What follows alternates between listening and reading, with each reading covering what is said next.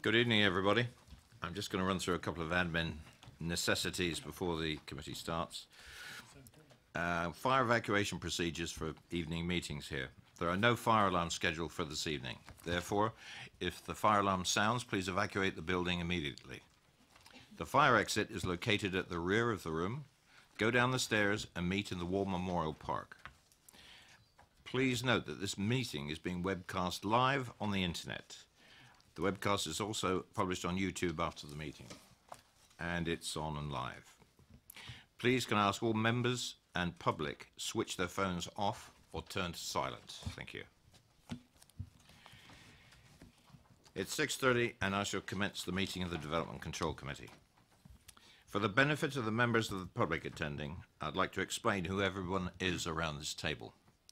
My name is Councillor Paul Miller and I am the chairman of the committee. Down the sides of the table, to my left and my right, are councillors who sit on this committee and who will be making the decisions on the applications before us this evening. Immediately to my left and right are the officers who will be advising councillors. In addition, I would like to explain that the Development Control Committee is a regulatory committee and not a political meeting. The committee will be examining the evidence brought before us tonight and will make decisions based on planning reasons. We are guided by national and local planning policy and guidance. May I ask all speakers, including visiting members, to speak clearly and to return to their seats once the presentation is complete and following any questions from members. No further dialogue between members of the committee and speakers will be permitted once questioning is finished. May I ask all committee members to avoid repetition and to keep any comments on each planning application to a maximum of 4 minutes. I understand that planning can be emotive and ask that everybody remains polite and professional throughout the evening. So we'll start through the formal agenda. And item number 1 is apologies for absence and substitutions. I note that for this evening, one resignation from Councillor Harvey and replaced by Councillor Mrs. Westbrook. Are there any other topics on this particular point? No. Declarations of interest. Councillor Mr. Westbrook or Mike? Okay, yeah, I was going to, just to let you know, I'm going to be stepping down for items 2 and 3 as visiting councillor to speak, but also obviously from the report you'll see it's pretty clear why I'll be stepping down. Thank you. Thank you. Councillor Bound. I'll be stepping down for item 5, Chair, as I've already made up my mind. Thank you. You're also the ward member? I'm the ward member and I will speak as a ward member. Fair enough. We'll make a note of that. Thank you.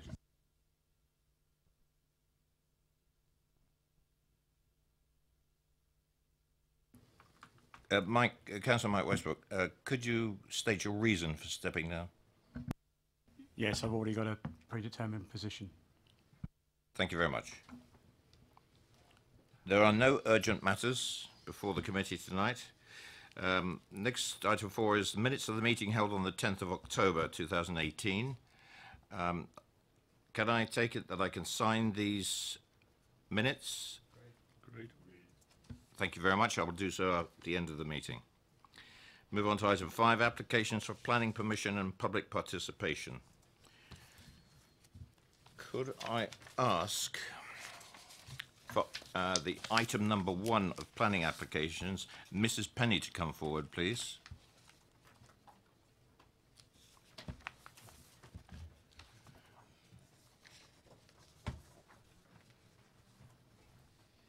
And if I could ask you just to take a seat, the officer will introduce the application and then I'll be coming to you in a second. Thank you, Chair. This is an application for the erection of a replacement 4-bedroom 2-storey dwelling following demolition of the existing single-storey dwelling to include the creation of a new access. The application is before committee because it has a recommendation for refusal at the request of Councillor Rattigan. Members will remember having visited the site at the committee site view last week. and the only update concerns the notes around that. Thank you. You have 4 minutes. The microphone switch is on the base of the microphone, the silver one there. And you have 4 minutes between you. Just the one at the bottom, we control that one. We've lived in Hannington for over 28 years and have brought up 3 children in the village, 2 of whom still live at home. Our plan is to turn a dilapidated shack into a first-class, contemporary and sustainable family home and enable us to stay in the village that we love. We worked with our architects to produce a design that we are extremely proud of. We do not accept that the standard of architecture is not high. In fact, we sincerely feel that it will be a positive and notable contribution to the variety of housing in the village and would enhance the area. Working with the feedback from the pre-app, we reduced the size of the proposal. It sits further back than Bertha's cottage and will be screened by retained and mature trees and hedgerows. The roof will be lower than Bertha's cottage so as not to cause harm to that setting. The building will also be lower than the surrounding trees so that it will not be visually intrusive into the landscape. The hard surfacing area will be smaller. It will not be visible from any approach until you arrive at the access point. I'm not sure if you're aware that the first report in June from the Senior Conservation Officer was very positive. He had no objections or adverse comments. He stated, I quote, "The proposed new dwelling is considered to be of a contemporary but not unduly harmful design so as to preserve the character and appearance of the conservation area." In August, a second opinion was sought from the conservation team during an extension of time requested by the council. The views of the second officer clearly conflict with the first, although the second officer did say that the proposal would cause less than substantial harm to the setting and the significance of a listed building. We do not believe that the development is unacceptably intense, and certainly the plot ratio of our proposal corresponds with most dwellings in Hannington. Local Plan Policy SS6 does not state what is an appropriate size of a replacement dwelling. It allows discretion, and therefore it is only an opinion that this proposal is inappropriate in size. The design panel's comments were only posted on the 28th of September, but ironically, they stated that the earlier design studies presented to them would have been more successful even though the footprints were larger. Too much emphasis had been put on materials, they stated, and that building up to the lane could be possible. These comments seem to be at odds with the officer's report. We believe that we have been respectful and diligent in producing a design for a family home that meets national guidelines and would not be detrimental to the street scene or the large visual amenity of the conservation area. We have the backing of the village with over 20 letters of support and not a single objection. Crucially, the adjoining neighbours support our proposal.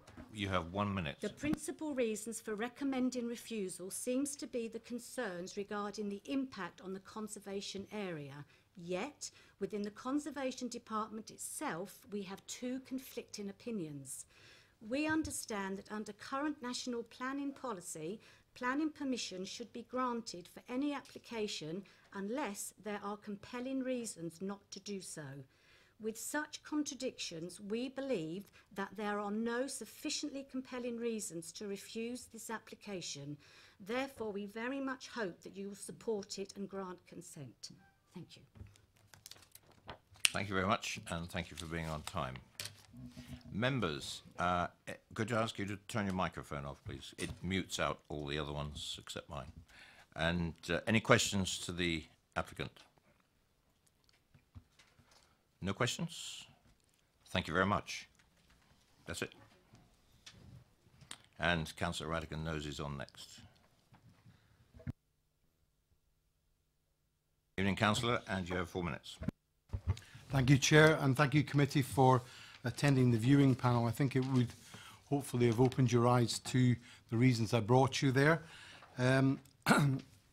Firstly, it's very rare that anything makes the whole village pool together, but the reaction to this application has done just that.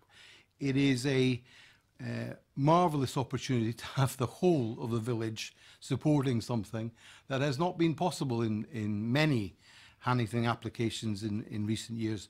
So I am delighted to bring this to the committee and would ask for respectfully that you move to approve it once we have had the debate. I've also put on a suit that I borrowed from Councillor Raphael to add to the weight of my arguments tonight. So I hope that that will be noted. Not working. Thank you. Thank you. The three substantive reasons for refusal are all based on the same 3 points: the scale, bulk and contemporary design, the mass and the form of the application. I know from the marked out site on Friday, you could see that the applicants have moved as much as they can away from the listed building to cause the least harm impactually. It's set back from the road, which I think is beneficial, and therefore highlights the Bertha's cottage. It is in its design, I think it's a win. The built form has no garage, so they have reduced the built form to the minimum possible. You'll have seen that the hard standing at the front is frankly the right amount, because you need it to be a proportionate dwelling, so it sits properly within the site. I believe it does that. You all took view, or who you were there, took view of the view over the area of national beauty. It is without doubt a very, very good design. It has no impact on the conservation area. As you come up from the other side of Ibworth Lane, the first thing you see is Bertha's cottage. You are past the site before you see the application site for yourselves, and I do not believe it has any impact on it. As you come round from the green in Hannington, you have to make 2 sharp turns before you see it. Therefore, the structure or the centre of Hannington is unaffected by this application. In my view, the officer has judged the scale, bulk and size to be the wrong level. I do not believe that, and I hope that you will see that this is nothing. This is not right. SS6, New Housing in the Countryside, is supportive of this application, and I hope you will be too. Thank you. Thank you, Councillor. If I could ask you to switch your microphone off, please. And members, any questions for the ward member? Nope. Sorry. Councillor Potter. Just really whether Councillor Radican could help me, really, because obviously the officer's comments relate, as they should do, to policy EM1, saying the development will be permitted only where it can be demonstrated. The proposals are sympathetic to the character and visual quality of the area concerned. I mean, if you were describing to me, who doesn't know it that well, the character and visual quality of that area, how would you describe that? Well, thank you, Ken. Sorry, beg your pardon. Thank you, Councillor Potter.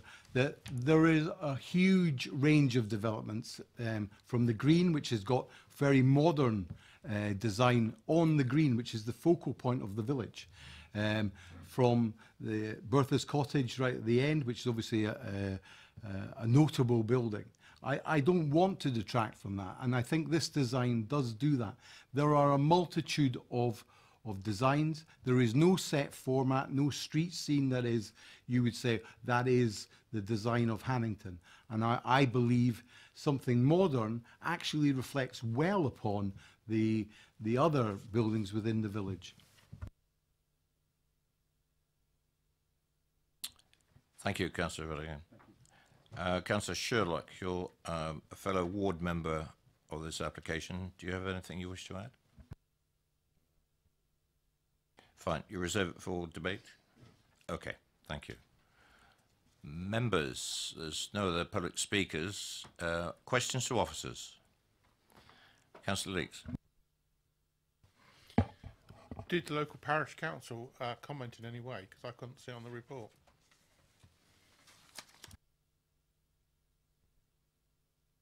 I don't believe that they had.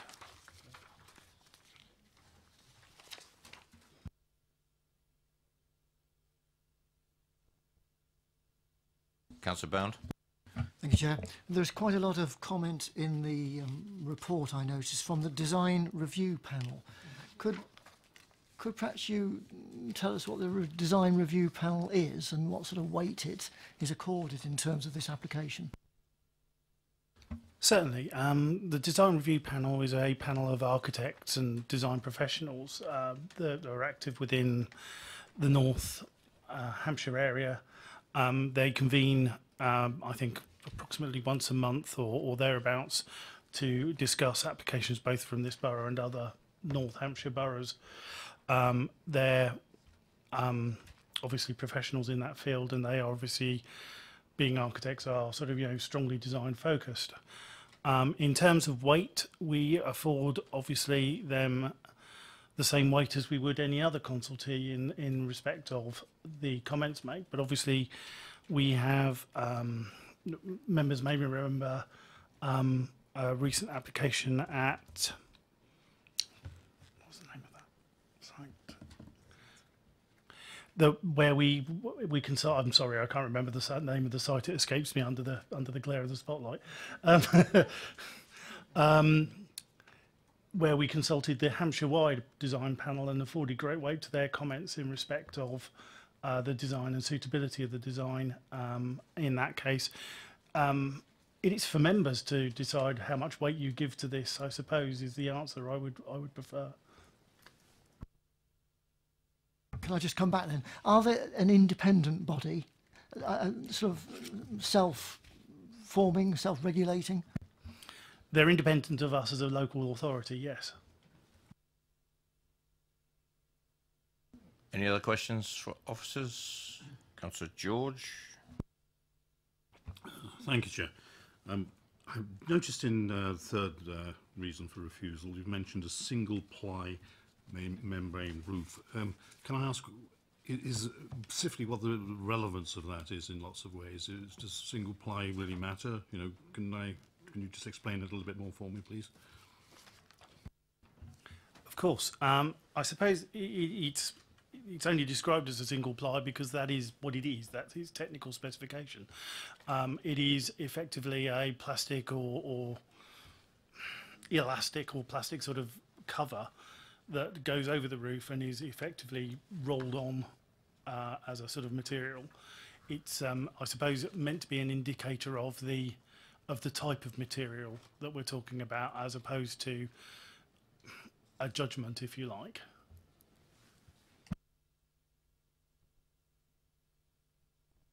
Councillor Potter. I mean, starting just with the premise of, by definition, design is a sort of fairly subjective thing, isn't it?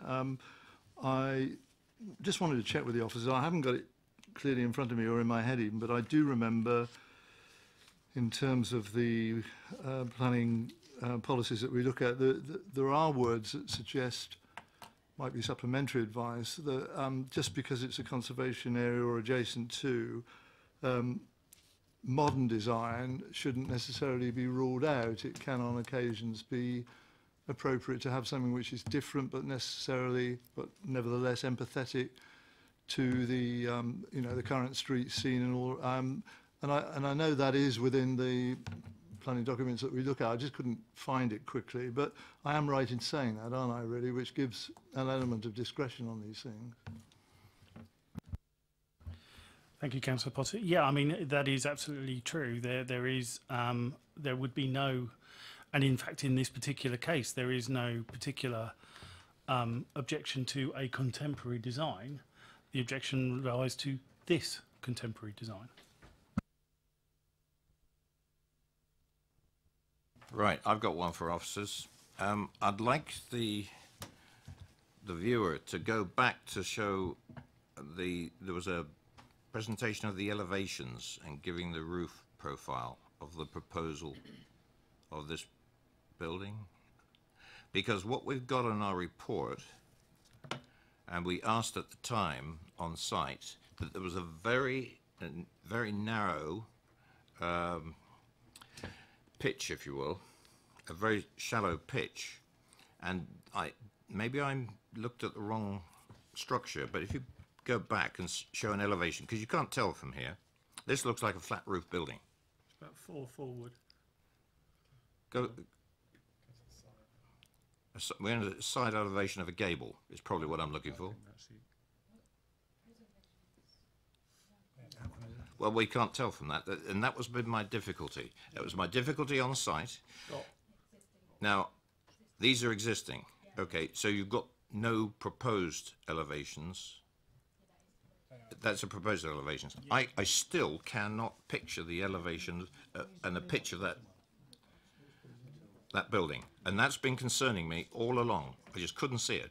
And a flat roof building in the middle of the countryside does not fit. That's where I was coming from.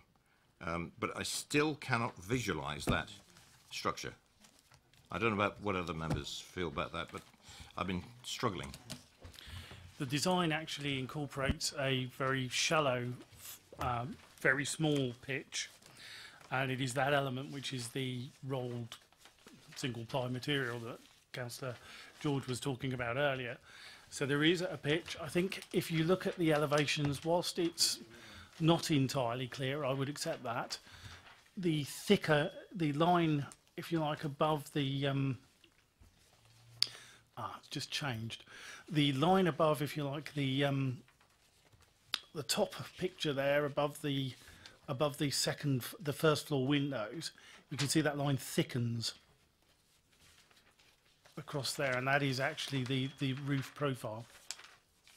So it's not quite flat, but it's quite close to it.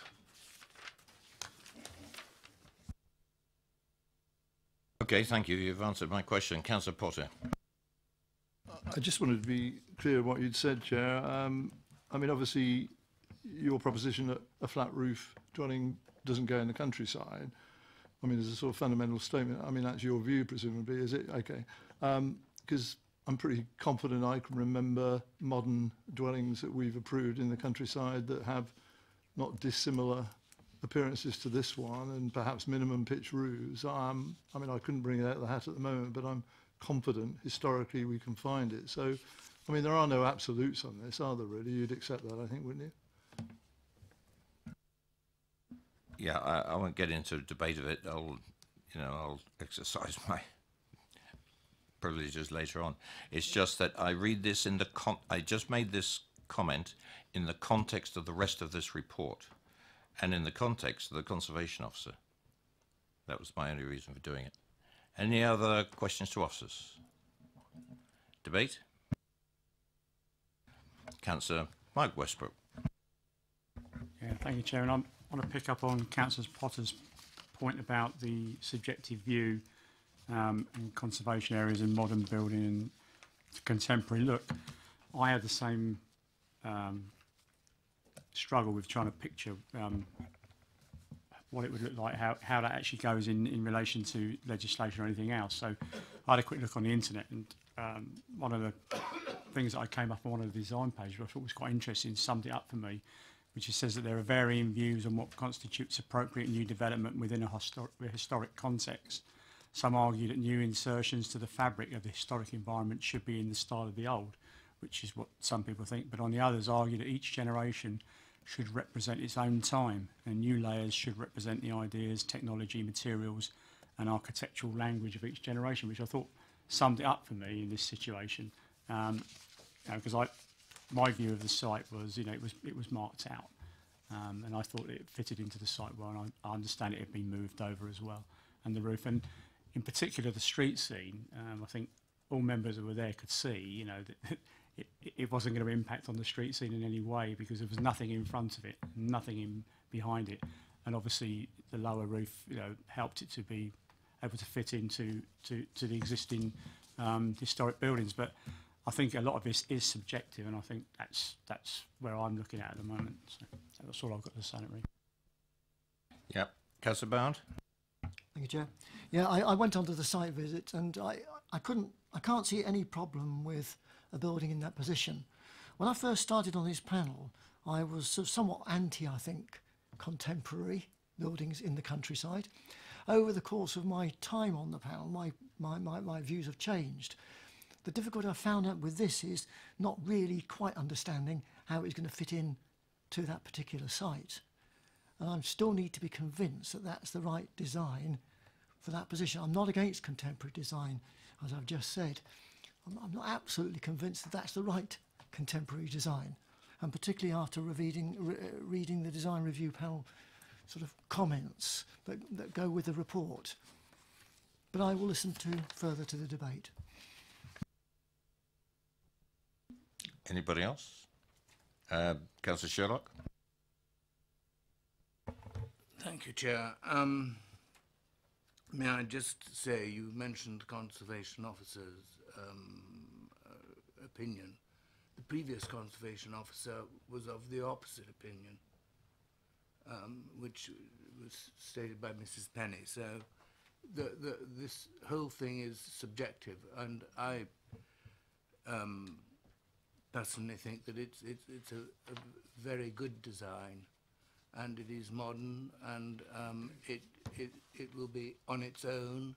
It will enhance Bertha's Cottage, the listed building beside it, because it's going to be further removed from it, so Bertha's Cottage will be able to stand on its own. And I think as far as the street scene and the historic environment and things are concerned, that it fits in very well, and I don't think the scale and the bulk are excessive. And I will propose that we propose it for approval, if I may.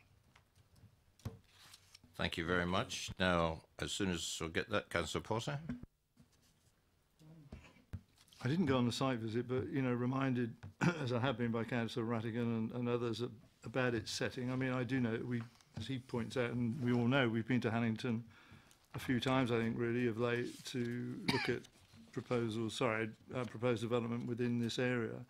I mean, I have to say, I mean, again, subjectively on my part, I quite like what is being proposed, really.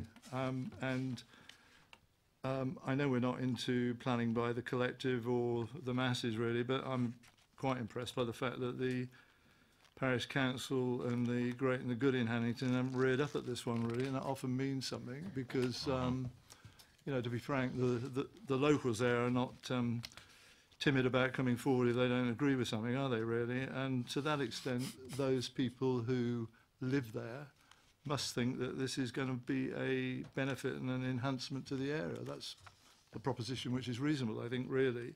And I think, as Councillor Westbrook, Mike Westbrook has said, really, I think it is important, really, even within conservation areas, that you start to talk about what is going to be appropriate for the modern time and the century ahead, and what type of building would be appropriate to live in over a longer period. Is it going to be something which has got built-in sustainability, really, rather than something which is rather more historic and archaic?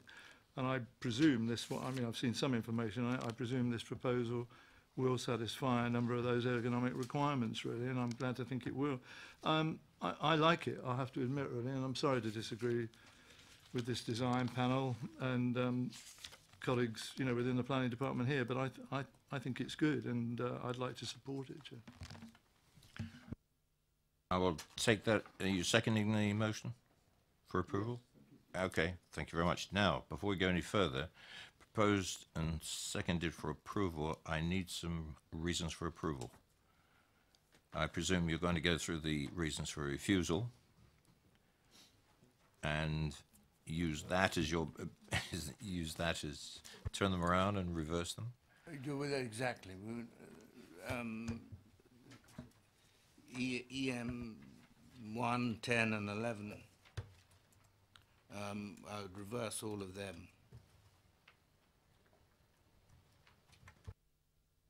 I think officers would like to assist you, gentlemen, proposer and the seconder, in this regard. Mike? Thank you, Chair. I think I heard Councillor Charlotte mention the greater space to the adjoining Bertha cottage as well, and I presume that means in relation to the position of the existing building comparative to the new. So presumably that creation of space is something that was important. Yes. And if you go down to the second reason there, that's included in that wouldn't harm the setting of Bertha's cottage. And I think we've discussed enough the third one about the contemporary dwelling in the conservation area. Councillor Mike Westbrook. It hasn't been approved yet. No, but we need to get the reasons for approval before we take the vote. I'd like to see something put in there about the the new generation and how we try to express that going forward with contemporary design for the future, as we've mentioned. I don't know how we do that, but I think that's an important factor. We're not just sitting in the past, and it has a place in conservation areas.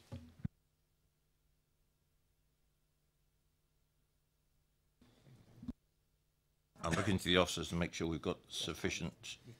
You've got sufficient?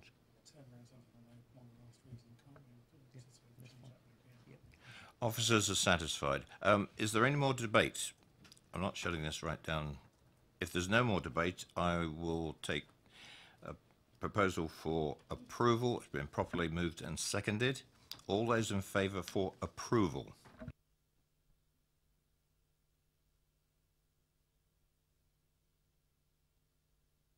Any against?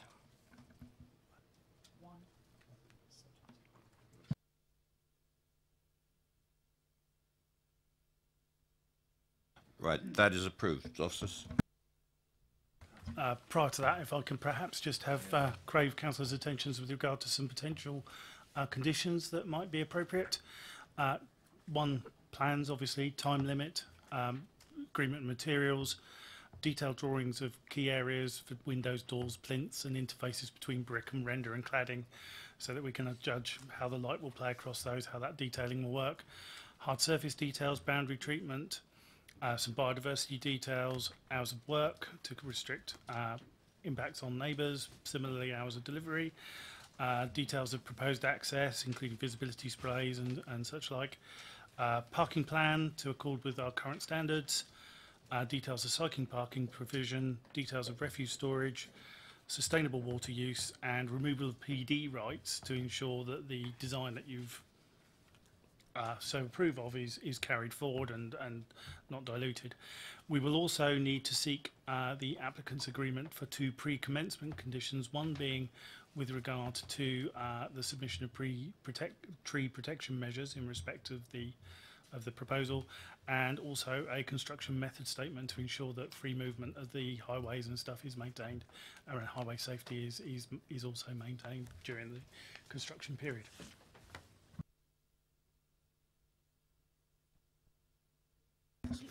Councillor Potter.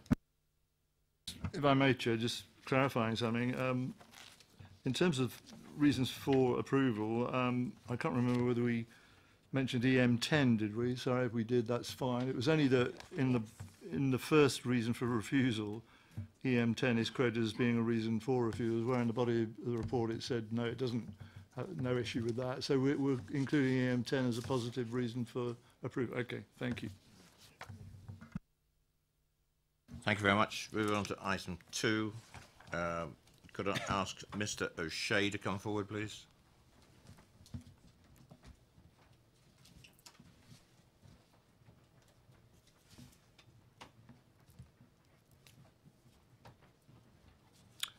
Is Mr. O'Shea in the room? No.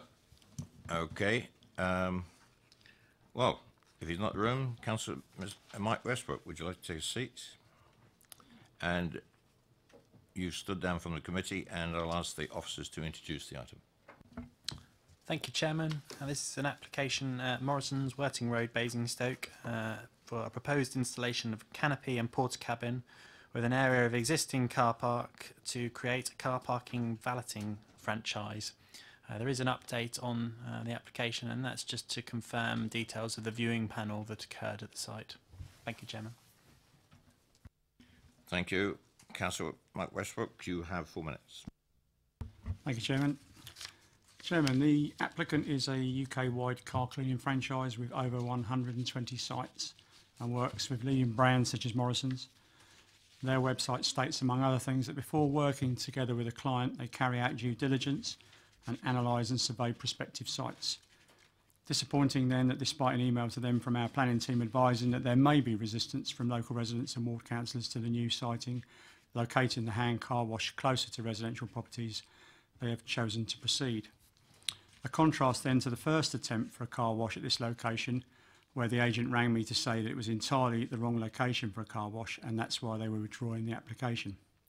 And to rub salt further in the wound, this time this applicant has prematurely, in my mind, advertised this franchise as a done deal on their website ahead of any planning decision. This, along with the failure to even respond and consider a planning officer's warning about this location, shows a level of overconfidence that concerns me. I want to say to members I have nothing against this type of car wash or a business like Morrison's in difficult trading times looking for opportunities for new revenue. And I have nothing against the car wash on this site. In fact, when the second now withdrawn application came in June, I was supportive of it. But we are deeply unhappy about the location proposed in this application because people will use this car wash and they will queue as they already do at a nearby hand car wash. Some people will just visit for the reason not wanting to shop but just to clean their car, and there will be increased pollution for residents in the nearby homes, local playing field and play area. Added difficulties will be created for disabled drivers and anybody walking to the store. Members could see quite clearly on the site the possibilities for disruption at this location, and this will impact on drivers with disabilities. It might seem surprising that there's been only one objection to this, but as the councillor representing my residents, I can say with confidence locally they do not want this in this location. My residents objected to the first application. It's no surprise a number may have easily missed it this time, as it's been in, then withdrawn, put back in again in a satisfactory location, and then withdrawn again, and then put back in again. It's become the okey-cokey application, which has caused some confusion. Now, I don't wish to waste members' time going over the issues I've already raised and that members have already read. I feel I've documented them thoroughly over 4 pages. I would, however, like to add a couple of extra observations in reference to the report. Page 88 uses the phrase dense vegetation separates the proposed location from the adjacent playing fields. This may be true, but we are often reminded by officers it's not always acceptable in mitigation, particularly against noise. I was interested to see that the reasons for approval in this application have responded directly to my objections. I would suggest to members that it seems perfectly logical, therefore, that these reasons could equally be reversed, and if members are minded to, could be reasons for refusal. 1 minute. I would hope that members of the committee will look at this application and take into consideration the readily available local knowledge of a similar car wash operation along Churchill Way West, which is material in that we already know how these car wash operations work in reality. These operations are extremely popular. They do create queues, and despite the officer's report saying the 3 pressure washers used will only be sporadic, the evidence locally is contrary. I'll leave members with a couple of final thoughts. The report states clearly that as the jet washers should be used sporadically and within certain hours, they will therefore not be a constant source of noise, which means then by definition when in operation they're noisy. And I don't believe the possible financial incentives for the applicant by relocating the car wash closer to connection points should outweigh the negative impact on disabled drivers or local residents. Thank you very much for your timely finishing of that. Members, any questions of the ward councillor? Councillor Porter. Can I just double check, Councillor Westwood, sorry, but in terms of your site visit that you had last Friday, I mean, did you get an opportunity in terms of the applicant or anybody representing them to really talk through why they were so insistent on the site that they've chosen? No, because there wasn't a representative on site. I don't think there's a representative here this evening, actually. Any other questions for the ward councillor? No, thank you very much, Mike. Questions to officers? Councillor Janet Westbrook. Thank you. Chair, maybe me, but the proposed detail plan, can you tell me how this is actually going to work? How the cars will access the two units? So they go into one, presumably, for the wash, and then they move to the drying one. But do they go in and out? Are they going in at the end? Are they going in via the side?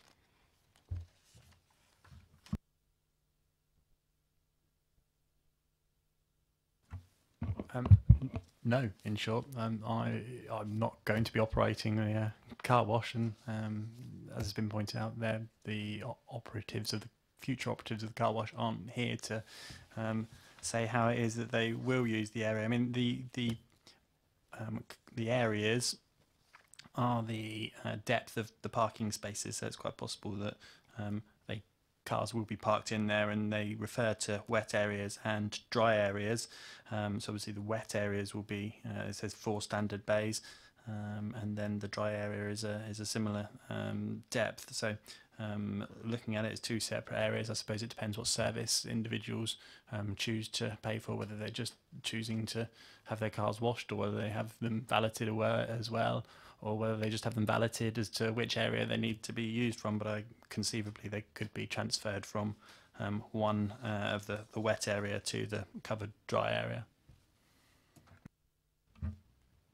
So presumably they could drive into the wet area, then reverse back out, then drive along to the dry area. Is that what we're saying here? Yes, they could, yeah. Councillor Bound.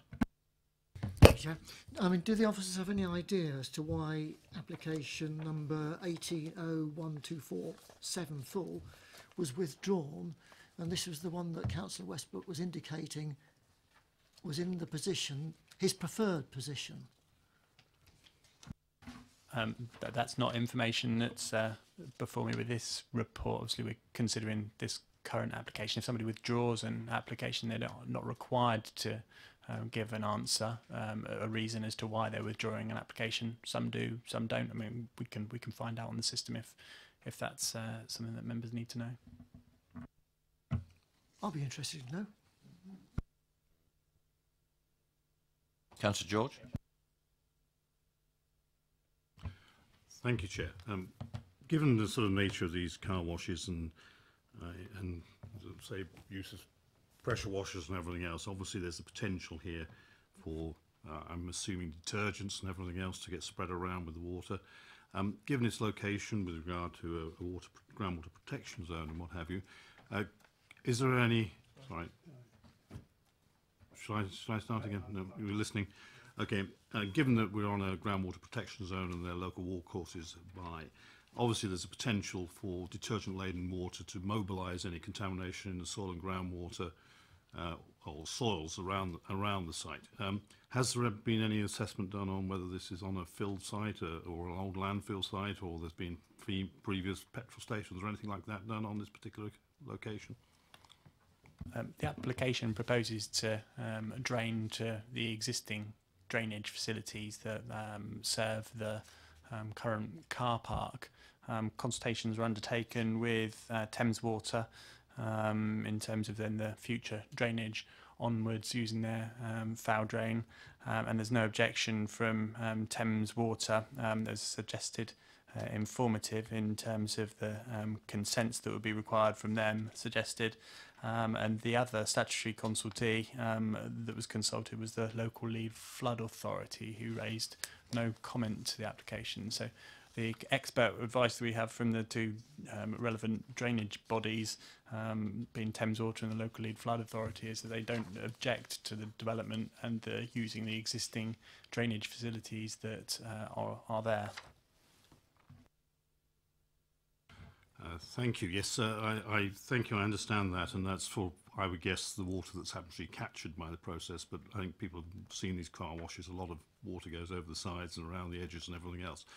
This is about the presence of contaminated soil or land beneath the site, which can get mobilised. Has anything specifically been done to look and see if there's any contaminated soil beneath the site? I think that was my question, please.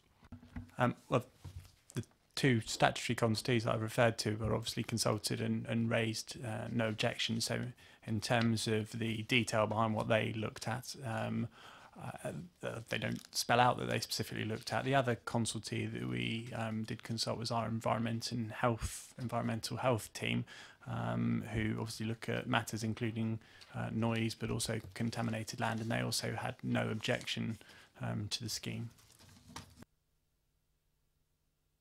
Councillor Potter. Just following up on what Councillor Janet Westbrook asked about, if I may, on page 90, the second paragraph down, the statement is confirmation has been received from the agent that queuing customers will be accommodated within the existing car park. I mean, that could be the end of their statement, I guess, really, and it's considered that there is adequate space for vehicles. I mean, that may be their view, but in terms of the mechanics of this, as Councillor Westbrook points out, really, in terms of the variations, in terms of the processes available to customers, some of whom will be presumably parking in on a sort of crocodile basis at one end of it, and others who will be at the side because they only want to enjoy part of the facilities that are being provided. The impact on the car park obviously could be fairly substantial, and obviously many of them there sat with their motors running, waiting for the service to be provided. I mean, was there any detail of that provided by the agent, or is it just a broad statement that we can accommodate that within the existing car park? I don't know what that means, please. So the highway officer initially asked for that detail, and then was provided with comments from the applicant in terms of their carrying out this use in other facilities, and how existing parking spaces, etc., would be utilised. So it wasn't necessarily a great amount of detail that was provided, but it was enough to address the highway officer's initial comments or query, and I hesitate because I didn't use the word concern, mainly being because of this is located very much within their car park and quite a way away from any adopted highway. So it's 120 metres distance to the nearest highway as the crow flies. And so really, if there are any internal issues in terms of vehicle manoeuvres, that it's more of a matter of the internal management of that car park as a matter for the car park operator. Councillor Robinson. Thank you, Chair. Do we have any figures as to how much of the water they're going to recycle, or is it just a total loss system? No, we don't have that figure.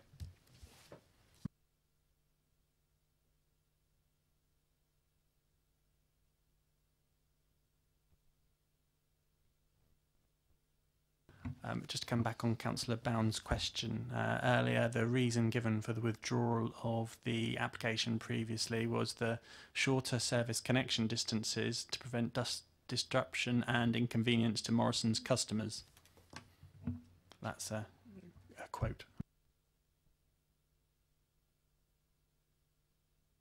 I'm going to ask a question now of the officers, bearing in mind what Greg has just said in terms of the management inside the car park. I think certainly those of us on the viewing panel couldn't quite figure out if they had a queue and it's been cited that there's a similar car park already in the area, and it's not apocryphal, it actually happens that cars queue up to go to the car wash in a similar modus operandi. Should this committee be concerned about that kind of management? Because the concern we had was really associated with the disabled parking. Now, this council has a very proactive view of the provision of any kind of facility for anybody with handicaps. And personally, I would be very reluctant not to mention it in this particular case if those disabled parking bays were compromised, because if they started to line up for access to the car wash, it wouldn't take very many cars to actually compromise the access to the disabled bays. Is there anything, can we influence that kind of access within this parking management as you mention it? I mean, as I said, really, it is very much a matter for the car park owners as to how they manage their car park to ensure there is convenience for their users, including the disabled users, and I suppose in essence they want their customers to be able to come to their shop and park conveniently, otherwise their customers may well go elsewhere. So it is a matter for them. The consideration for the committee is whether whether the location of what's proposed could result in any harms to the free flow and safe movement of vehicles on the highway network, and we're not near the highway network at all. We're some way from it, and I can't see that any parking or queuing here could be so bad to queue back that length, or that there could be indiscriminate parking that would result. So I think the answer to my question is that element of what we've observed and what we've been thinking cannot be used as an argument against this particular site of this location of this wash. Yes, that's right. Yeah. Thank you. That's cleared that up for me anyway. Anyone else? Questions to officers? Debate? Councillor George. Thank you. Just on a very similar point, I notice here the highways team have not raised any objections on the loss of 9 spaces in terms of car parking. What I'm not clear about at the moment is we're going to lose 9 with the actual buildings, but it's what the access is. Are we going to lose additional parking spaces for that? How many people are going to be parking to use the car wash and all that sort of stuff? And for me, I understand loss of 9 spaces isn't a significant issue, but I'm unclear as to how many spaces are actually going to be lost by the whole operation. It just doesn't come over at all, and that's not clear. So on that ground, I don't think I've got enough information here really to be able to say one way or another whether I think it's going to be a significant impact or not. Is that okay if I come back on that? I did do a little bit of research on that in terms of the amount of parking spaces that they currently have, which is 558. And if you look at the number of spaces that they would be required to have if you applied our current standards, that would be 386. So my maths isn't that good to quickly do that, but it's around 180 over provision from what they would be expected to have now if the application came in now. Obviously, application considered originally a long time ago with different parking standards, and may well have been an over provision at the time that was accepted. So in terms of whether there's enough parking, whether we could whether a reason for refusal on parking could be substantiate or the loss of parking, we're kind of multi-factors away from what we could look at in terms of whether it could form a reason for refusal. Thank you. That clears that one up. Councillor Potter. Just to start off by saying, I mean, I don't have an issue with Morrison's or the like wanting to make money out of this type of franchise. I mean, end of story. I mean, as Councillor Mike Westbrook said, there is a demand for it. We witness that. And therefore, this type of, large car parking area attached to a supermarket appears to be a fairly popular place to put them, really. What I do say is, though, from a Morrison perspective, what they're seeking to do, I think, is not in any way compromise the main car park area in front of their main business, the supermarket, tuck it away somewhere so that it perhaps is a bit less obtrusive, but nevertheless, obviously, come into some commercial deal which makes money for them and the franchise in regard to this facility.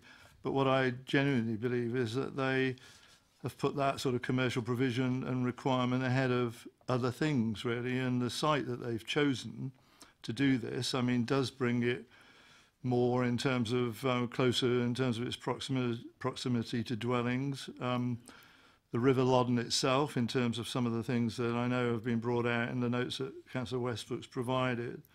The playing field itself, which shouldn't be minimised, I think, in terms of the pollution that this type of provision can have in terms of queuing vehicles standing stationary for a long period in terms of emitting that sort of fume. and the proximity to the main pedestrian access to the store site from Deep Lane, which I know is mentioned in Councillor Westbrook's notes as well. On the issue of the disabled bays, I think there is an argument in terms of what we have been told about its design, that it could potentially restrict the use of the disabled bays. And as you, Chair, were saying originally, I know you perhaps moved away from this, one of the things that we consistently and quite rightly have really emphasised in terms of the need for provision of unrestricted disabled parking spaces in this type of facility. I mean, I don't think I've got any alternative, really. I don't argue with the principle of the provision being made. I think it's in the wrong place, and therefore what I shall do is vote against this application in the hope that good sense will prevail between Morrison's and their franchisee, and they will come back and think about it and put it somewhere else which is better. And there are many people who can help them with that, I think, really, and that's already been tried. So that's my position, I think. We don't have an alternative. We can't redesign it tonight, but I will not support this application before us. Thank you. Any more for debate? Any more inputs? Councillor Rawlinson. Thank you, Chair. I'm somewhat concerned on the pollution aspect of this. The old-fashioned traditional car washers with the big rollers that used to be very popular 10, 20 years ago used to recycle somewhere in the region of 90% of the water used. And that's the way, you know, we're moving forwards in pollution matters, not backwards. From the proposal we've got, there is no recycling of water on this. So that water is going to run off, and that water is going to spray around all over the place. And as Councillor George has already said, it's going to end up in the environment, it's going to end up in the trees, rain's going to wash that off, it's going to wash it down into the Loddon Basin and all over the place. I think we need to see an awful lot more information before we can put this forward. And the other thing we need as well is a plan. The total loss of parking spaces, it doesn't sound like an issue, but there is an issue with the disabled spaces, so we need to see a plan which at least relocates those disabled spaces. So again, I will be voting against this.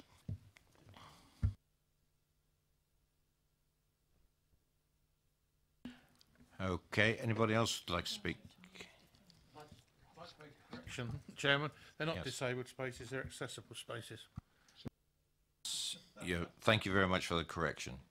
I think this is shows a bit of history with some of us in the room. They were all it was known, and it's the disabled symbol that you know, of a wheelchair that encourages you to use the word disabled. But yes, thank you very much, Councillor Leeks.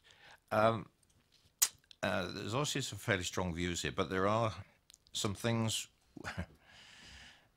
If we went for refusal, we got an issue over on what grounds. We've all got some views. I think most of us have got views about the management of it.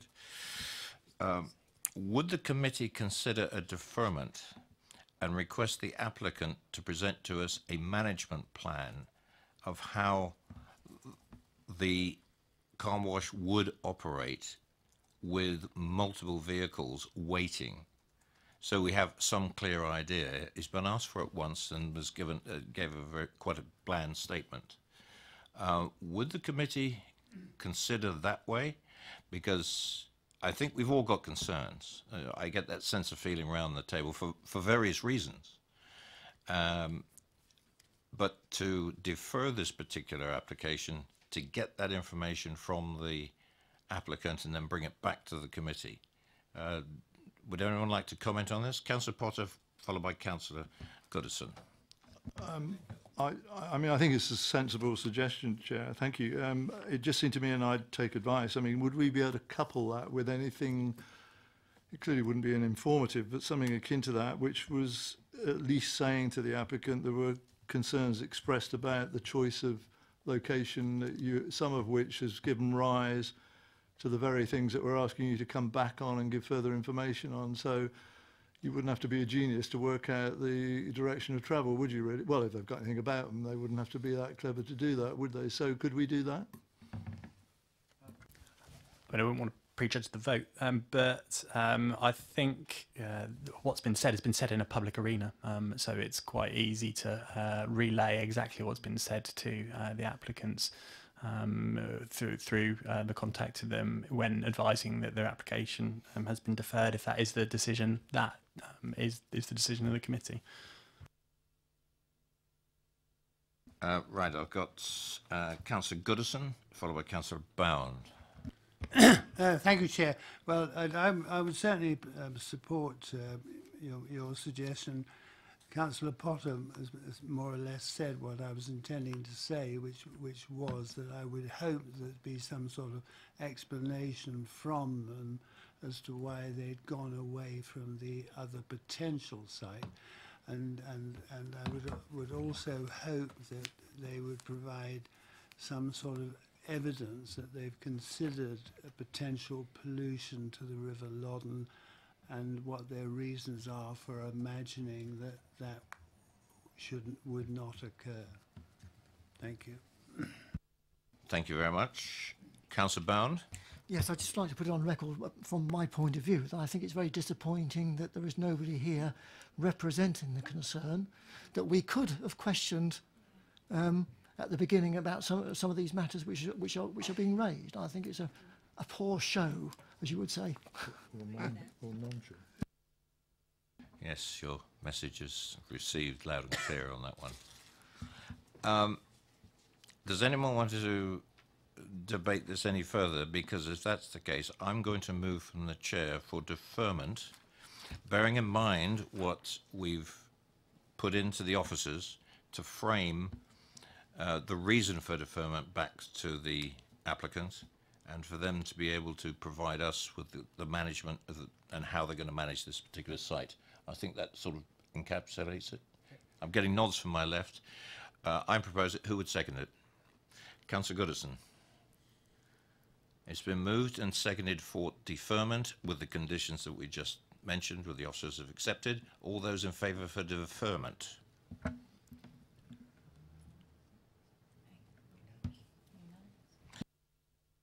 That's approved. And over to the officers. Thank you, Chairman. Just to confirm that application is deferred to refer back to the agent to request details of the management of their parking facilities and how it will work when there are queuing vehicles, with particular reference to accessible spaces, but also relaying to them the message of councillors that has been set out in public and making them aware of their concerns, including that there isn't anybody here available to answer questions, and also to comment upon matters of pollution as well. Thank you, Chairman. Councillor Robinson. Yeah, could we ask for some information regarding recycling of the water used, the amount of water they expect to use, and the capacity of the filtration system that they're using for the wastewater?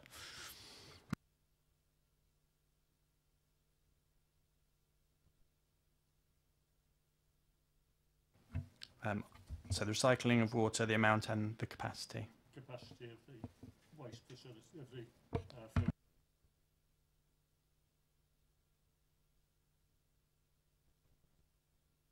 I'll put that to them exactly as asked. Thank you very much. Now, we're moving on to item number 3, which is an associated item. Now, I've got Councillor Mike Westbrook to speak on this one as well. This is not strictly an approval, it's a consent, and if you don't mind me passing this on, officers, a consent for an advertising hoarding on the car wash we've just been talking about. I've just consulted officers, and it is suggested, if it's the committee's wish, that we also defer this one to when we bring the substantive application back to the committee, so we can handle both of them at the same time. Is that agreed?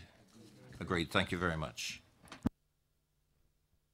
Just to confirm that application is also deferred, given its linked nature to the application that was previously discussed. Thank you, Chairman. Thank you very much. Move on to item number 4.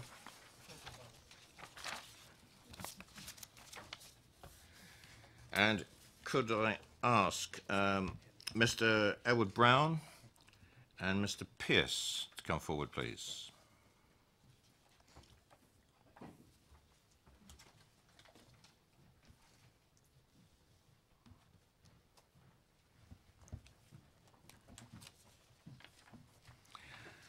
Gentlemen, good evening. If you'd like to sit tight, and the officers will present the application. Thank you, Chair. This is an application for the erection of a replacement 2-storey dwelling with loft accommodation at Plastow Farm, Plastow Green. The application is before members with a recommendation for approval and is before committee as a result of the number of objections that have been received. With regard to updates, the application, as members will recall, was one that we visited last week, and there is an amendment to the wording of some of the conditions with regard to the occupation of the existing access, which will be retained as part of this proposal, while the construction process is underway. Basically, amending the wording of the condition to allow that to take place, rather than requiring the place to be not be occupied at all until it was, fully constructed. Thank you. Gentlemen, you have 4 minutes between you, the silver button on the bottom of the microphone base. And if you're splitting the discussion, if you'd swing the microphone arm to whoever's speaking, please. You have 4 minutes. Okay. Well, we live in the property that will be most affected by this proposed demolition and rebuild of the Plastow farm. We have a great number of concerns, and I think we also represent the vast majority of people, certainly all the properties around this dwelling. In fact, I think there has only been one support for this, which has been at the other end of the village. So I think we do speak for everybody virtually in Plastow Green on this particular proposal. Plastow Green, as you may know, is a small rural hamlet of mostly medium-sized houses. We believe that the proposal, as our neighbours do as well, will be a major overdevelopment for the nature of the rural area. The one comment in support, as I said, has come from the other end of the village and well away from anybody who would be impacted by the development. In particular, we feel the proposal is far too tall. The new building is 3 storeys, replacing a 2-storey structure that we believe will tower over the area. In parts, it will be twice as high, twice as tall as the existing property.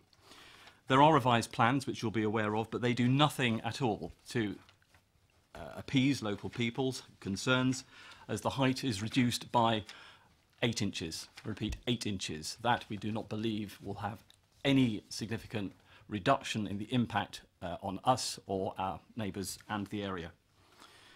The applicant suggests in the recent approval for a much larger local building, Rexford House, just down the road, is a precedent that should be taken into account for this application. We're pleased that in her report the planning officer disagrees with that. Rexford was a near derelict structure almost falling down, the subject of a long planning battle and other reasons. It should also be noted the applicants were themselves opposed to the scale of development of Rexford themselves. The original planning application says residents were informed and consulted on the plans. For the public record, we would like to make it clear that is not the case, and is nothing short of misleading and simply untrue. At no point prior to the application were local residents consulted as the documents you'll see before you say they were. That is absolutely not the case, and a great deal of local concern from local residents over that mistruth. The road through the village is narrow, with the entrance to the property restricted. There's a great deal of local concern also that no mitigation plans have been suggested at all to deal with what will be hundreds of lorry movements of construction, demolition, takeaway, traffic and movements.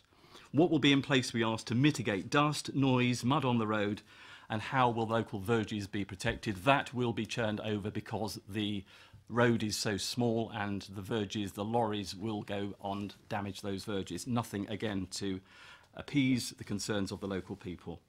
We also feel that local access, alternative access, could and should be looked into as well.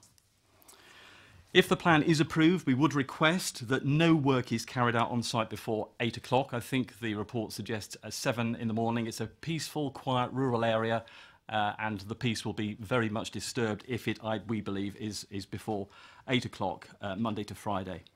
And again, there have been no proposals from the applicant on this, in spite of the village facing a year of major disruption during construction and people making their views very, very clear on this. In summary, we believe this is an overdevelopment that will tower the local area. The council's own planning guidelines state new builds in the countryside should only be allowed if the size of the proposal is appropriate to the plot and it would not be significantly visually intrusive to the landscape. We believe that is exactly what this proposal is and does.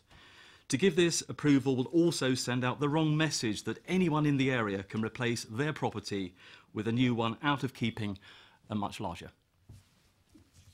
Thank you very much, and it's right on time. Members, any questions to the speakers? Councillor Mike Westbrook. Good evening. I can just ask, I mean, you talk about the actual house itself, but would it be fair to say that the majority of your concerns about the construction? Our concerns are twofold. One is the fact that a two-storey property becomes a three-storey property will be seen far and wider from the area and particularly by us as well. That is our concern. It's not only just taller as well, it's much bigger. You know, the whole property is much bigger, partly, you know, as I say, in some cases more than double that. I think, you know, there is concern in other parts of the village about the construction because the road is so narrow. And these issues have just not been addressed despite them being raised a number of times. So the issues are twofold. It is the size of the property compared with what is there now, and also this issue of no mitigation being suggested for construction. I don't think we have a problem with the almost the width of the property. If they want to rebuild the house, that's absolutely fair enough. We have no objection to that. We just think that it is two-storey property and they want to make it 3 stories, and by doing that it'll have a visual impact on the village, and we just think it's the start of a slow decline in properties in the village, just getting higher and higher. Where's it going to stop? Yeah, we've seen the Rexford development, and I think this is just, you know, where does it, as we say, where does it stop? Do we all end up from this saying, actually, do you know what, let's all just smash our houses down, build something twice as big, and then the nature of the rural area of these areas will just completely change? Councillor Bowen. Thank you. 2 questions. I mean, where exactly do you live personally? We personally live in the neighbouring property. Which is what? I'd like to locate it on my map, please. Plaster House. Okay, thank you. And the second question is, you talk about 3 stories. On my drawings I've got, page 129, I can see some roof lights or whatever in there. Is that why you're referring to it as 3 stories? Well, there are 2 stories in the original house, but the 3rd story is a loft room, and that's where the roof lights are. So at the moment, there are only 2 stories, a ground floor and a first floor. In this proposed property, you have 3 floors. You have ground first, and then you have a further floor, almost a second floor, which is their loft rooms.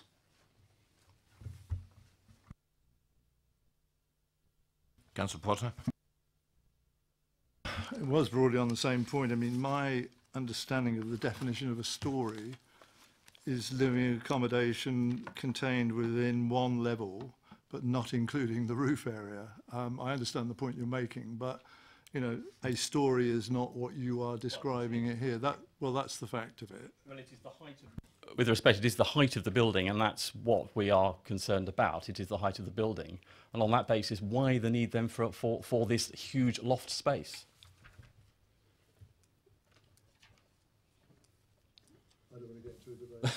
Well, I mean, it's fair enough. Basically, it's the height of the building. It is, yeah. We don't see any reason why the height of the replacement has to be any higher than the existing building. I mean, if they want to build a different design, that's absolutely fine. If they want to widen it, absolutely fine. But we don't see why it should be much higher than it already is. Mm-hmm. And it's the height that gives it the impact more than actually the width, actually. That I think is the local, you know, talking on behalf of not only ourselves but local people as well. And made a choice on it. yeah, that's why. yeah. Councillor Sherlock.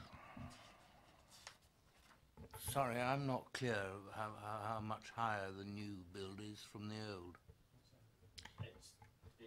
I think that's a good question for officers, Councillor Sherlock, because they've got the drawings accurately, I hope. Don, microphone. Microphone, please. Thank you. Any more questions to the speakers, please? No? Thank you very much. Appreciate it. Ms. Cooper and Mr. Farron, please.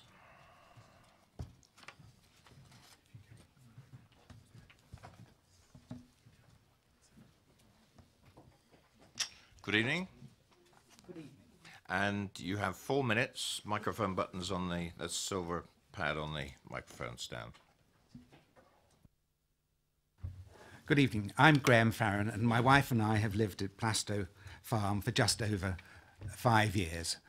We think it's a lovely place, Plastow Green. We like the garden very much, but we've come to appreciate the inadequacies of the house. The officer's report refers to the many planning applications that have been submitted and approved over the last few years to try and improve the house. But when the members of the committee came to Plastow Farm last Friday, it was all too apparent how the house had been added to over the years. We've tried with the help of a couple of architects to try and overcome the fact that the house is bottom heavy, that the layout is poor, and to try and add a bedroom and other bathrooms on the first floor, but it simply isn't possible or cost effective. And so what we decided to do was to start again and to build a high quality, well-built house commensurate to living in the 21st century, the size of the plot of about 3/4 of a hectare, and hence the current application. There were 5 applications from 4 properties neighbouring the house. And I'd just like to touch on some of the comments that have been made by the objectors, one of which was that the house was twice as high. It isn't twice as high. It may be a metre higher than the ridgeline of the current house, but it isn't twice as high. Neither is it twice as large. Also, the comment was made that the vast majority of people in Plastow Green are up in arms about this. There must be 15 houses around Plastow Green, as you saw when you came on Friday, of which only 4 have submitted objections. So I think the impression that has been given by the objectors is quite misleading in that respect. We were pleased to note the officer's report recommending approval of the application, and we've accepted all the conditions, including those relating to working hours and deliveries to the plot. In particular, we want to retain all the garden in its substantively its present form and all of the trees. We're also trying to build a house that's environmentally friendly with solar panels, ground source heating and rainwater harvesting. I would emphasise that we're building the house for ourselves, and it's our intention to remain there for as long as we are able, fit and healthy to do so. I'd now like to hand over to our architect to say a bit about the design of the house. Yeah, thank you. Good evening. Plastow Farm, as Graham mentions, is a poorly designed building on a beautiful site. This is an opportunity to replace that building with an excellent and sustainable new dwelling of exemplary design. The inspiration for this design is strongly rooted in the local vernacular tradition.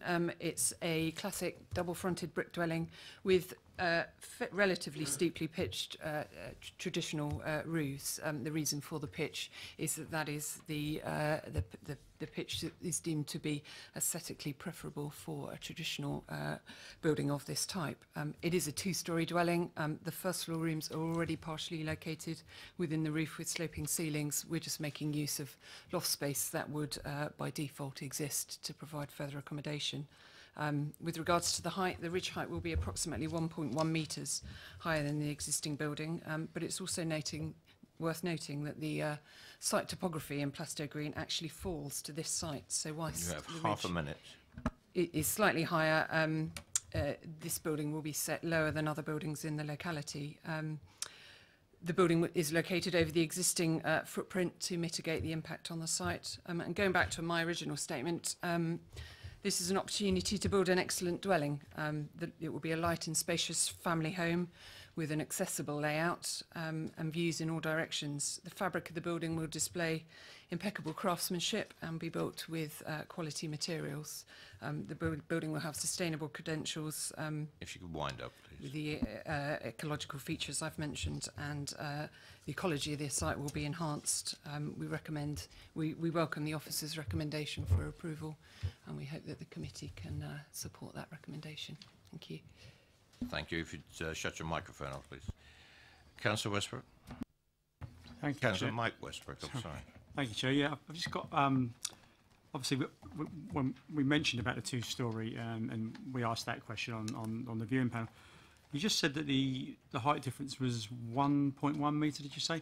I mean, our report on page 110 says at the top in description of the site that it's approximately, the site is currently comprised of, it says approximately 8 metres in height to the ridge, in relation to the new proposal, which says it's 9.7 at one point and 10 to the height of the ridge to the south.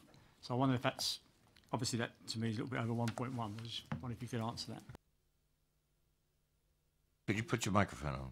Yes, possibly that dimension relates to the previously provided building, but in terms of our measured impact, it's 1.1 metres. So.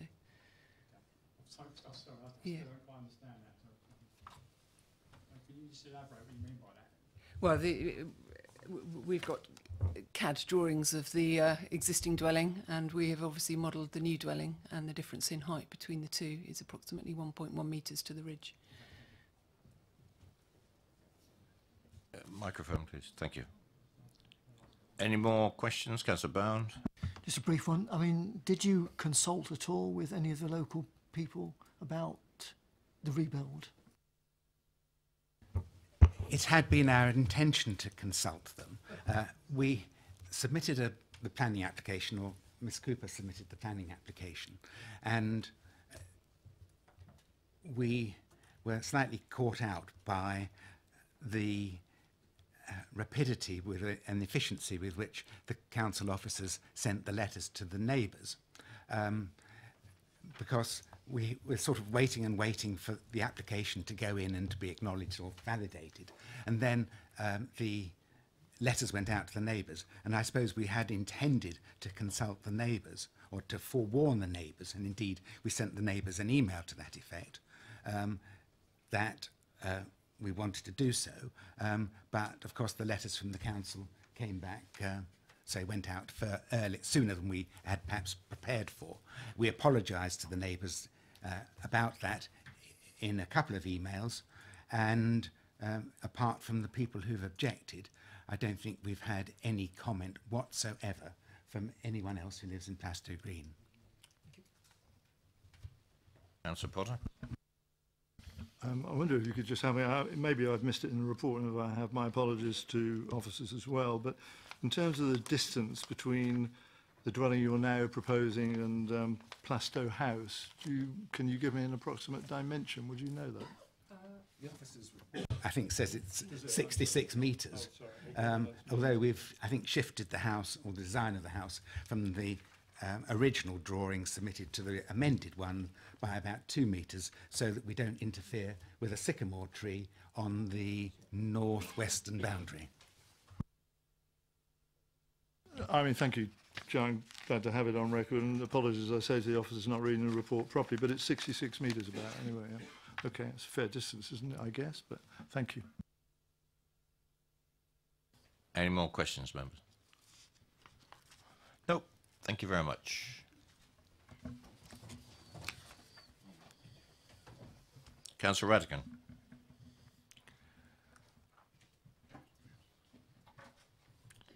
Councillor Radigan, you have 4 minutes. Thank you, Chair. Thanks for the viewing panel.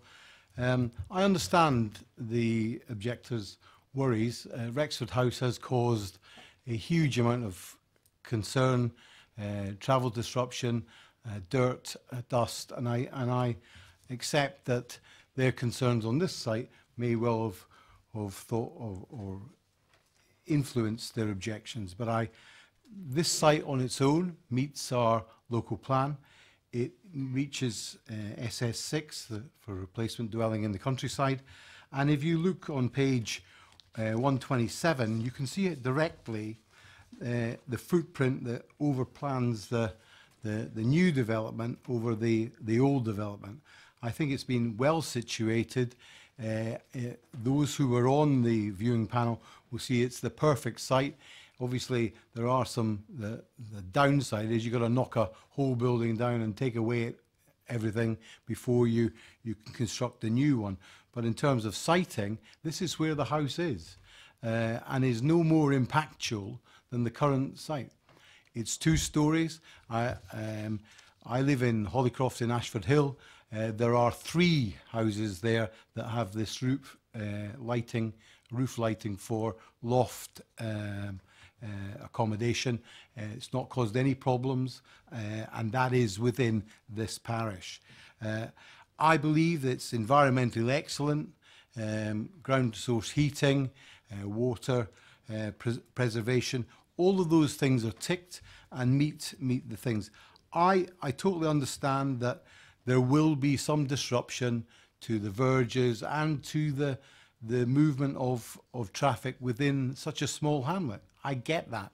But currently, we have farm vehicles going up and down there that you can sometimes get 10 or 12 cars behind them if they get caught behind the farm vehicles. So construction vehicle is a period of time. We need great development on great sites, and this is a great site. This slopes away, so the impact of any height differential, 1.1 or whatever it is, I do not believe is impactful on the rest of the hamlet. And therefore, I, with the officers, would ask you to approve this application. Thank you, Councillor. Any questions for the ward member? Councillor Bound. Hi, Councillor. I should have asked the applicant, you wouldn't happen to know whether there's any proposal to reuse any of the materials from the old house with the new house, like bricks? I'm not aware of that, and because it's such a modern house, and the current house has been piecemealed, as you can see from the page 112, that I do not believe that would be applicable to this.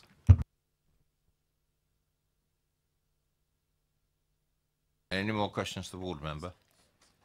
Thank you, Councillor.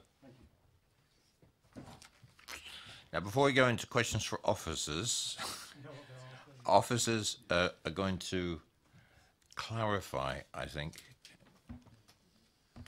the height issue, the one compared to the other. Greg, it's all yours.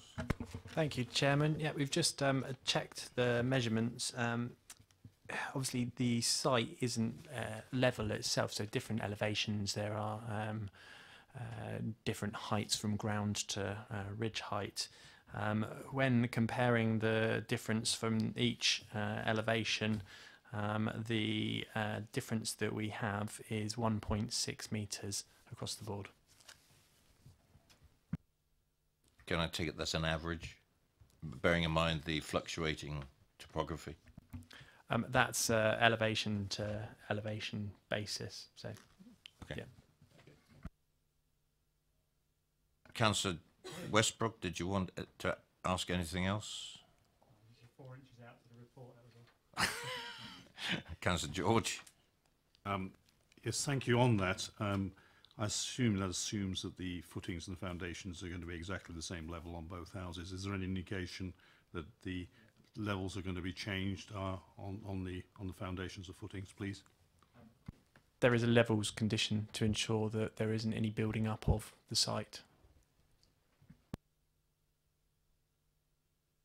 Thank you. But sorry, is it possible the foundations could be lower though? Is that a possibility or likelihood on this particular case, please?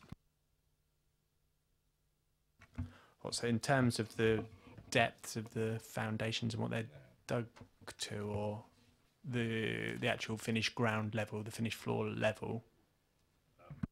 Sorry, if I can. Basically, the height of the building is important, yes, but if it's actually started at a slightly lower level, the height overall in terms of impact on visual impact could be very similar, if you understand where I'm coming from.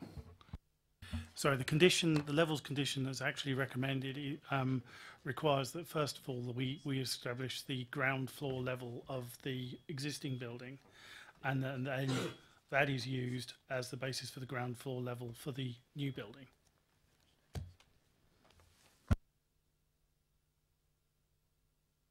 Councillor Westbrook?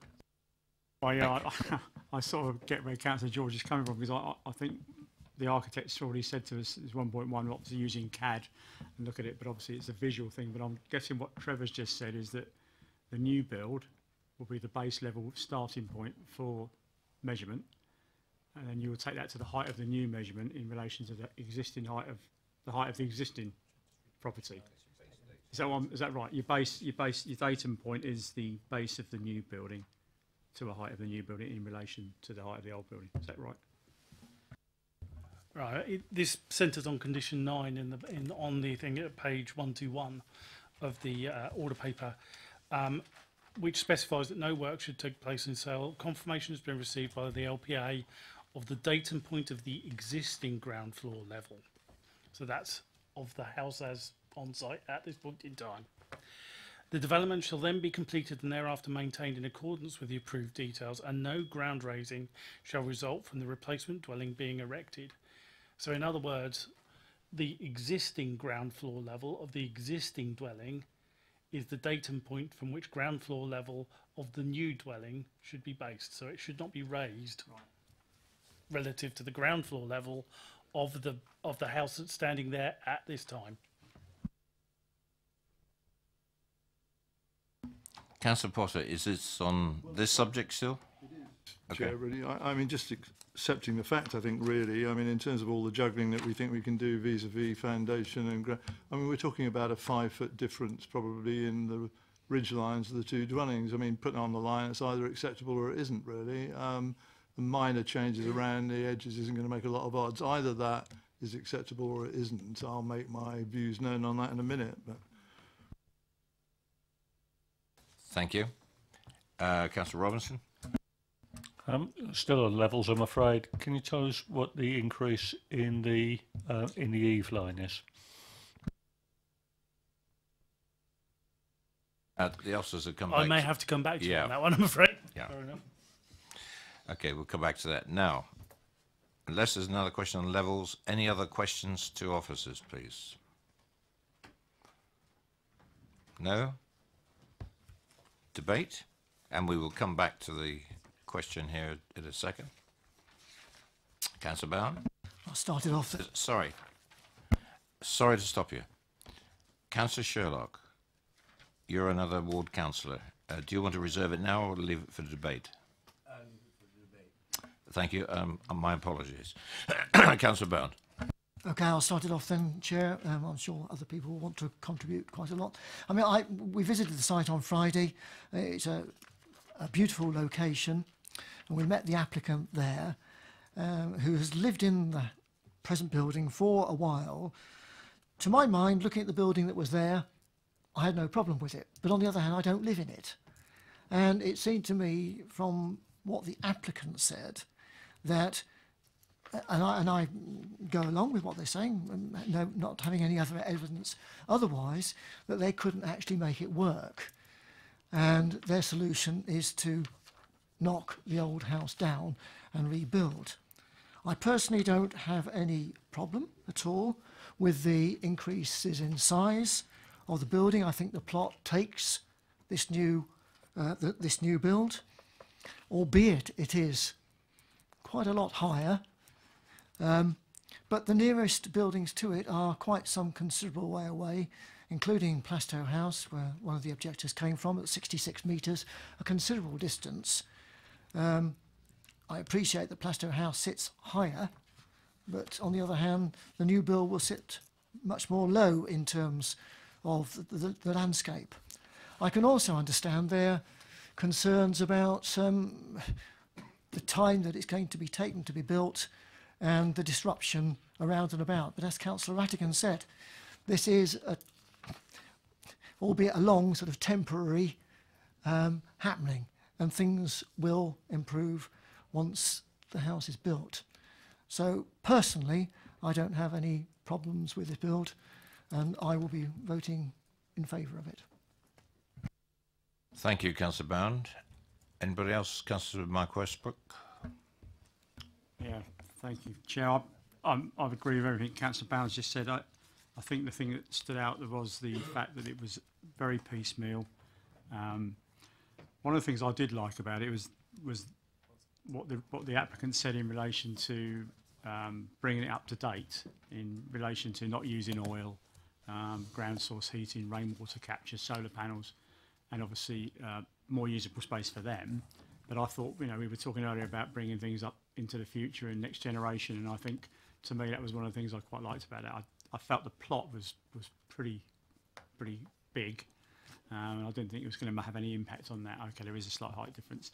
I would like to sort of mention about the conditions, because one of the things I did think about was when we drove it is quite a tight little, even coming in a minivan, it was pretty tight, and I would imagine there was going to be conditions that are going to sort of sort that out, and also the objectives also mentioned about the start time. I don't know whether that can be looked at. Probably maybe not, but I don't know what it is. It's 7, but I think they mentioned 8. But I guess that's something you might want to consider at a later stage if it's approved. Just on the last bit, that's been noted by the officers. Anybody else on debate? Councillor Robinson. Thank you, Chair.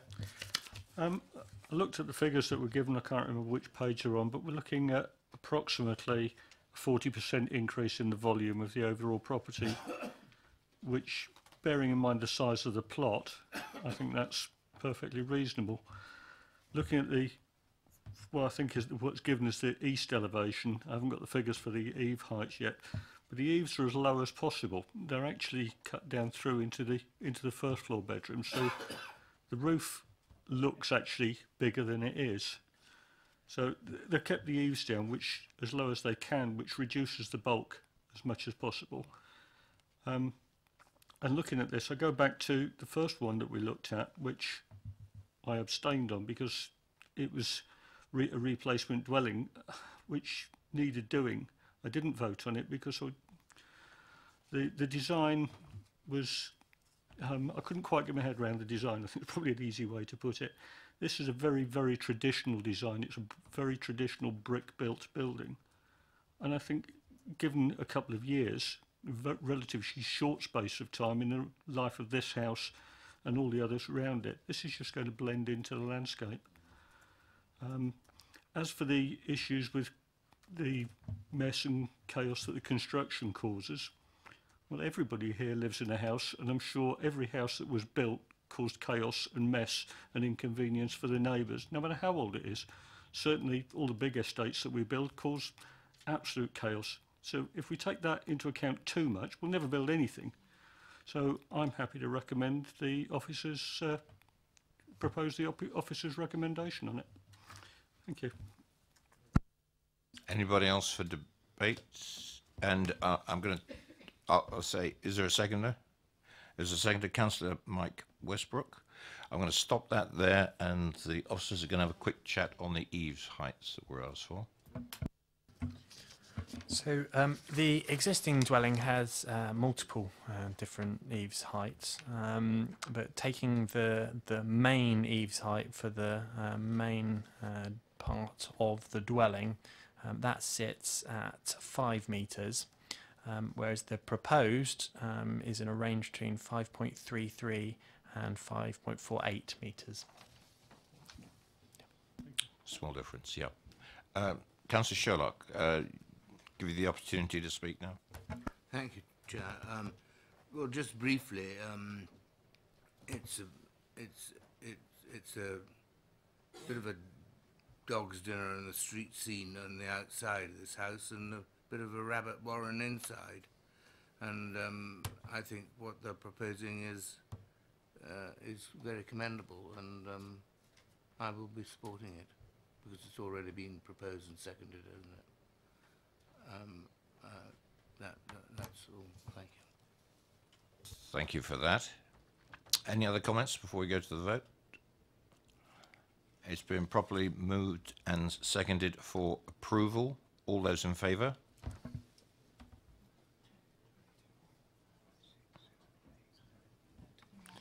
That's approved. Officers and conditions? Can I just ask members, were you minded to change the time of the working hours and deliveries condition as per Councillor Westbrook brought up earlier, or is that something that you want to put to one side? Yeah, I mean, obviously, I think, obviously, the practicalities of that with members doing the work, I guess, but I would say that, you know, it has been mentioned, and if it could be some agreement come to, you know.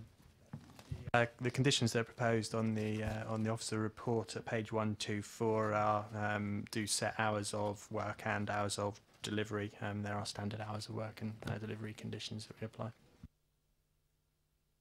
What is the committee's feeling about the comments that have been made about the working hours start time? It's down for 07:30 at the moment. Would the committee be comfortable with 8 o'clock? Councillor Potter?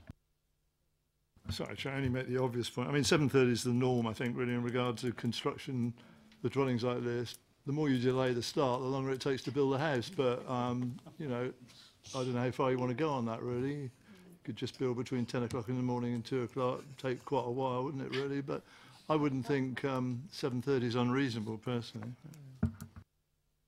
Well, I am advised 7:30 is the standard start time. So leave it at that. Okay. Anything more on the conditions? As in the order paper? Thank you very much. That's approved. Move on to item number 5.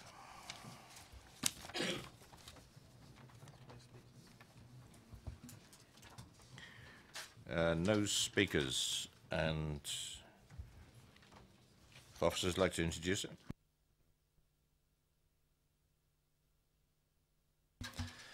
Thank you, Chairman. This is an application for the erection of a new detached dwelling at land at 2 Shy Shack Lane, Broadcast. There is an update on the application, which is just in respect of the details of the viewing panel that were held at the site. Thank you, Chairman. We've all had access to the update paper. Those of us that hadn't gone to the viewing panel. I'll get Joe go straight into and confirm we. Councillor Bound, do you want to speak as the ward member? Please come forward.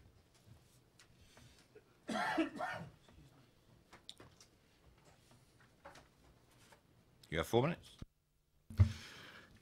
Once again, we are here discussing a proposal for one dwelling close to the AWE and an officer recommendation for refusal based upon advise against comments from the ONR and the West Berkshire emergency planners.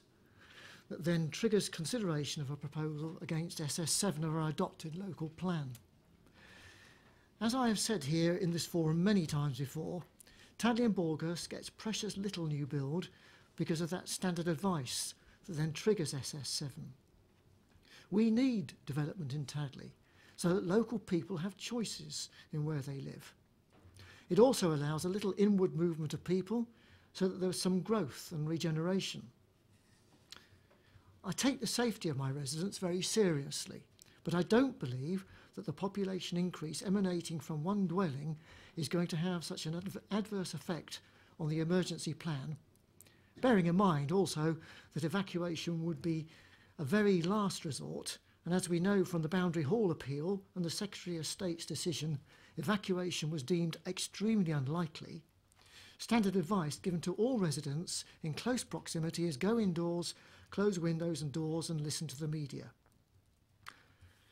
When a modest proposal does come forward in my ward, I think that it is often worthy of bringing to committee if there is an officer recommendation for refusal based upon consultees' advice, principally because the advice that our borough planners get from our statutory consultees at the ONR and the West Berkshire never seems, to my mind, to fit an individual proposal, but is rather standardised advice for anything that is brought forward by developers.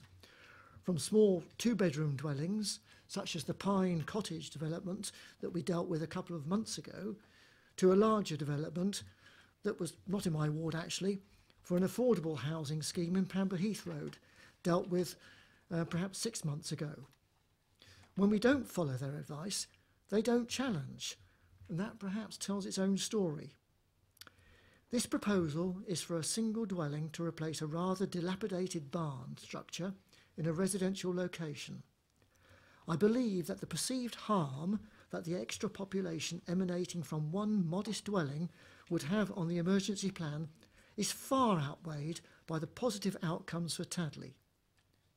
The requirements of our own policy EM10 are almost all easily satisfied by this proposal, and I would ask that the committee considers the application favourably and gives its approval. Thank you very much, Mike. Members, any questions for the Ward Councillor? Councillor Leeks. Councillor Bowen, am I right in thinking that the advice given by AWE, or certainly the AWE, from the Rapier leaflet is exactly what you said? Stay indoors, shut the door, shut the windows, and wait further advice.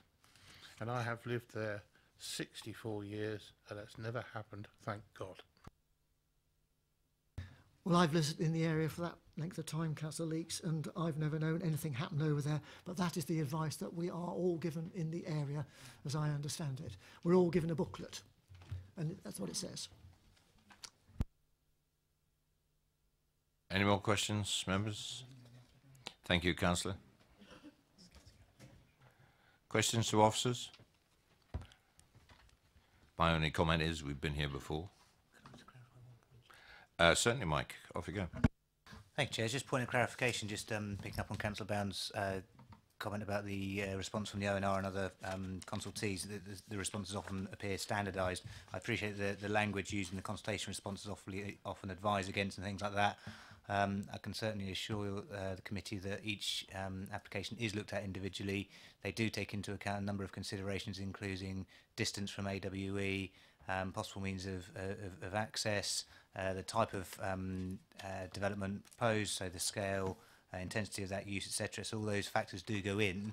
What you see in the report, obviously, is the sort of relatively brief summary of their findings, which is often the advise against element, but the actual work behind that is done on an individual basis. Appreciate it'll be the committee's view as to whether it's right to approve the application or not. And as an aside, separate to this application, what we have been working on with those agencies, the ONR, West Berkshire, Hampshire emergency planners, is a guidance note to try and put that on public record as to the types of considerations they will take into account in all consultation responses. So hopefully that will clear up and provide further guidance to all parties involved, Chair. Thanks for that, Mike.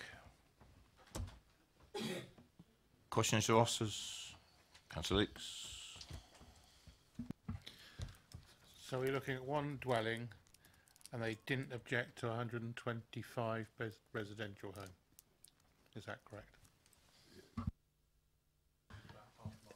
That is correct, and I think their response on the care home, which was the Bishopswood Golf Course one, was that it was a potentially managed site, so there was more ability to have influence over that. That was the key difference in their view. Any more questions? Debate? Is there a debate?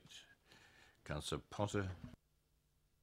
Sorry, predictably, Chair, really, like you said, we've been here before. I mean, I think the arguments that Councillor Band has made regarding the need for this type of small-scale, one-off dwelling to be provided really within that type of area, really with all the benefits that go with it, should and I think must override the sort of provisions that fall within these constraints. I know we have to go through the process. I hope we can find tonight the reasons to approve this. I certainly approve it and support it, and the consultation process that would follow I don't think will give rise to objections, you know, under the way that we've done this before. Really, I'm very confident actually this will go through on the nod in the way that many things have in the past, and it's good for this area, and Councillor Band makes his points very well. So I support, contrary to the officer's recommendation. I'm sorry about this, and I know why they've got to do it.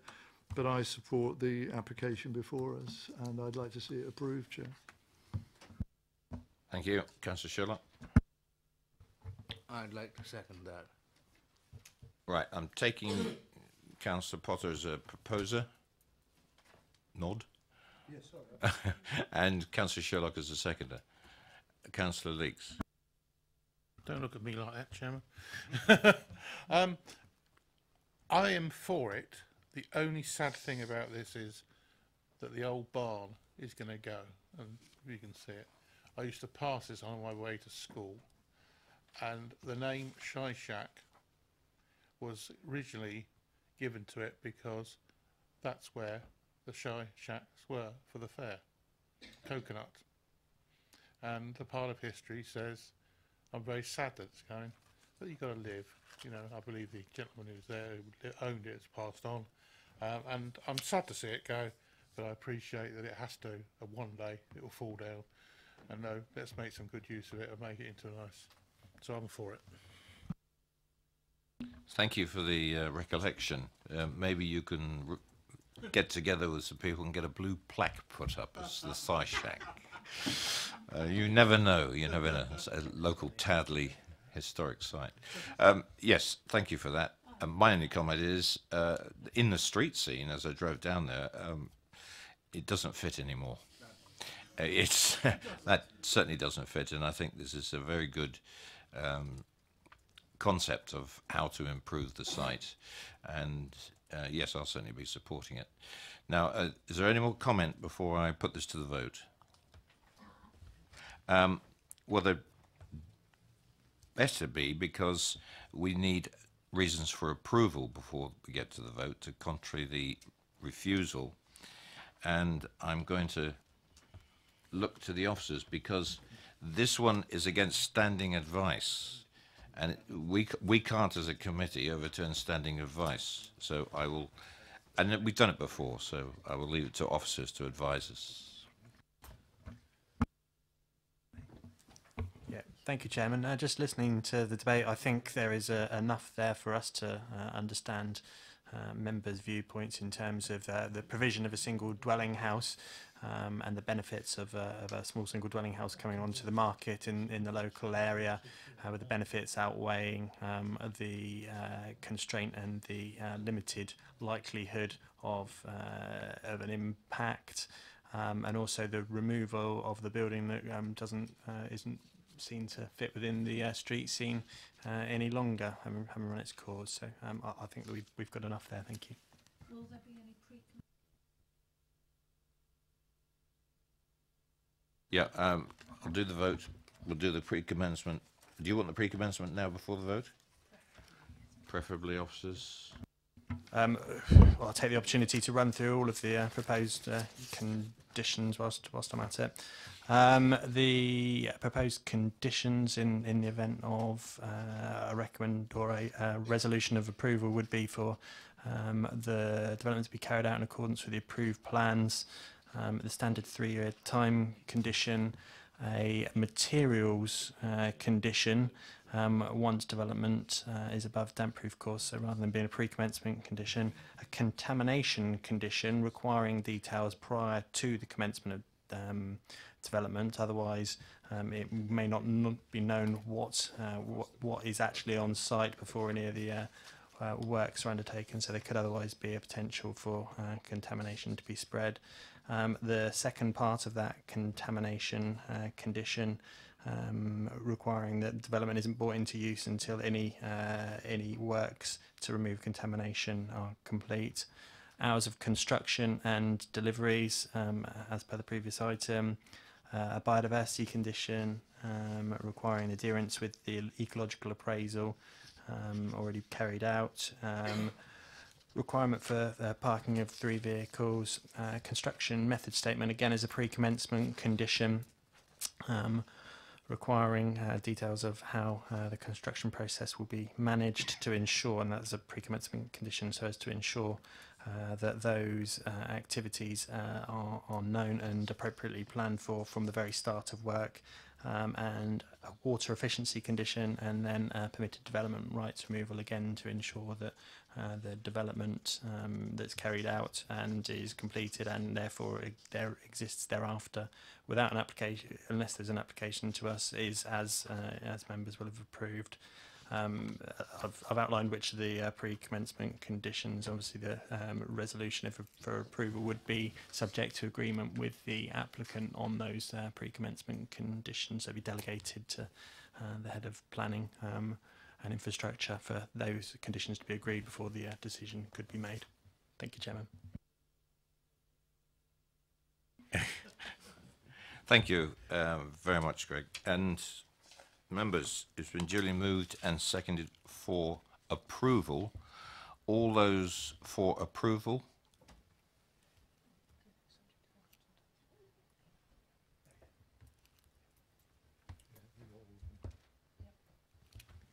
Okay.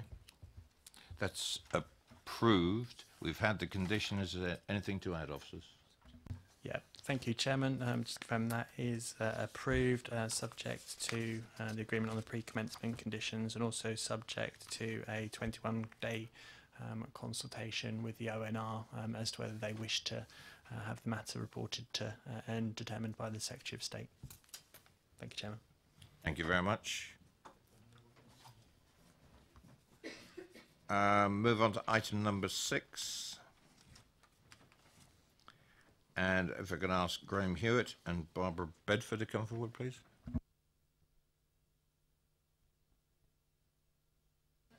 Right, okay, thank you, Councillor Taylor. Mr. Mulkerns, please. Sorry.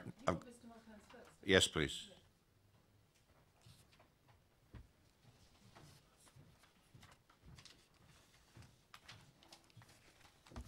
Good evening, Mr. Mulkerns. If you'd just like to sit there while the officer presents the application. Thank you, Chair. This is an application at 51 Hill Road, Oakley. It's for the erection of a single-storey side extension, a two-storey rear extension, addition of a first floor, raising of the roof and conversion of garage to living accommodation. The application is before committee with a recommendation for approval and is here due to the number of objections received. In terms of update, members will remember having viewed the site. There are no other matters in the update. Thank you, Joe. And Mr. Mulkerns, you have 4 minutes and you know where the microphone is. Could you swing the microphone towards you, please? Thank you.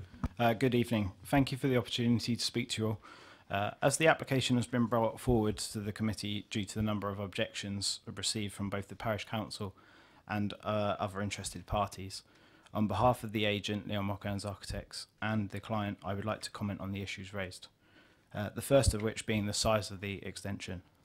The planned extension has not been doubled as has been suggested, but the footprint is actually 56% larger than the existing footprint. This equates to only 23% of the total site area, which cannot be considered overdevelopment of the site. The second is the street scene. The street scene along Hill Road is not just a row of 4 bungalows, but consists of a further 5 two-storey houses and 1 other separate large bungalow. Opposite the site, the properties vary from semi-detached 3-storey houses to a village hall, as well as 2-storey houses, chalet-style houses, and 2 bungalows, all provided a complete mix of properties. The proposed redevelopment seeks to make, in particular, the front elevation more attractive to the street scene than it currently is. The third is a loss of smaller properties. The client is undertaking the full refurbishment to allow his son and family to live in and stay within the village, which I believe is of equal importance, if not more so, than trying to retain a dilapidated bungalow. Fourthly, overlooking. As detailed in the officer's report, the issue of overlooking is not a planning concern, and all bathroom windows are to be fitted with obscure glazing. There are also some other issues that have been raised, and I would like to address some of these. The proposal does not cover the full width of the plot as suggested, as the east side retains the current gap of 1.65 metres, and the western boundary will be 1.4 metres away. The proposed ridge height is higher than the immediate adjacent buildings, but not excessively, and is lower than the two-storey buildings of numbers 47, 47A and 57.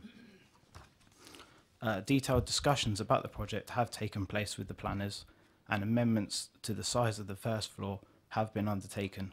This has resulted in the scheme before you today and its recommendation for approval. Thank you.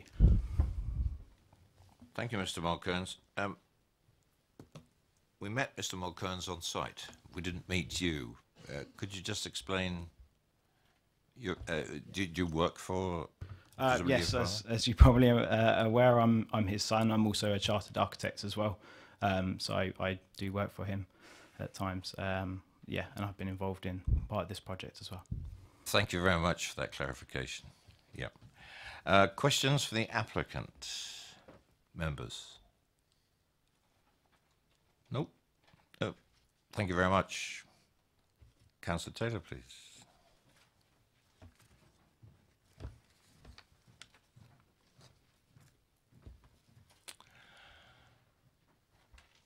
Good evening, Councillor. And you have 4 minutes. I know what you're going to read out a short explanation from the Parish Council. Well, if I may, I'm going to read out their submission. Yeah. And then I'll do my own. Yeah. Which requires its own 4 minutes, I believe. They did register to speak, and I'm just speaking on their behalf. I'm getting nods from the officers. Yes, thank you. It won't be long, I promise. Okay. Thank you. It's nice to be back, by the way. I don't need those. First of all, the Parish Council. The Parish Council objects to the application on several grounds. Although one of the reasons given for approval of the application is that it is appropriate in design and would neither dominate nor compete with the host building, the parish does not support this contention. The host building is one of 4 detached older-style bungalows, so to change it to a 2-storey, 5-bedroomed house is not in keeping with the existing street scene, where it would dominate the surrounding properties. In the Oakley Village Design Statement, Section 5.3, Development Guideline states that diversity of styles is acceptable when they are in broad conformity of surrounding buildings, but this dwelling is not and would not preserve the visual character and the scale of the village. The Oakley and Dean Neighbourhood Plan states in Section 5.2 that there is a high priority for smaller dwellings for residents to downsize to. This application would remove one of the sought-after smaller properties and replace it with a larger dwelling, of which Oakley already has a large stock. A further reason given for approval is that no overlooking or overshadowing would result, but this is disputed by neighbours, who state that gardens would be overlooked and also that there would be a direct line of sight into their properties, including into bathrooms. This property does need updating, but a more sympathetic and scaled-down application would be much more suitable for the site.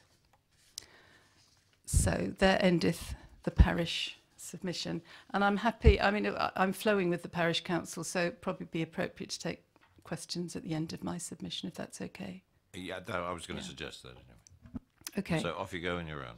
Thank you. I don't readily comment on house extensions. My default position would be to allow people to have what they want, to be honest, provided the impact on neighbours isn't too great. However, in this particular case, I feel that I have to speak because the proposed alterations are of great concern. And you've heard the proportions. Yes, there's, I think you said 50% footprint, but it's a massive, great 5-bedroom, 2-storey house. So I do agree with all that the Parish Council has said, but I would just like to add a couple of things to it. Number 51 Hill Road, as you will have seen if you were on the viewing panel, is a cluster of 4 pre-war bungalows built in the 1930s. And I note that the architect said, pointed out, I'm sure, on the viewing that there's quite an eclectic mix of houses around. But this particular small development is distinctive, and it has been distinctive in the old village.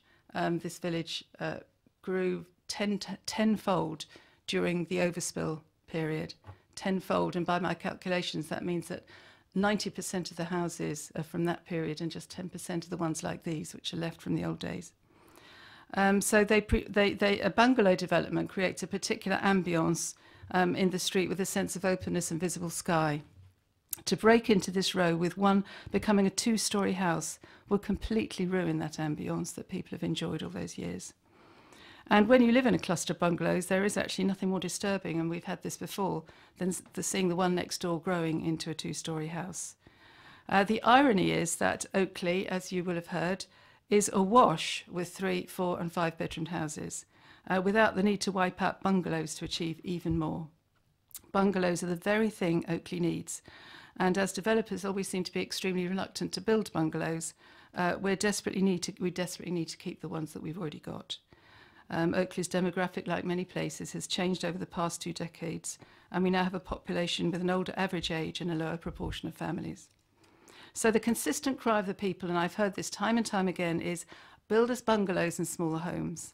This would meet the needs of both older people who want to downsize and new young families who can't afford many of Oakley's large houses. And that desire is reflected in the Oakley Neighbourhood Plan. The double irony for this particular proposal is when you're looking at elderly people downsizing, it's a bungalow, it's on the bus route, it's within walking distance of the GP surgery, it's opposite the village hall where nearly all of the elderly people's activities take place.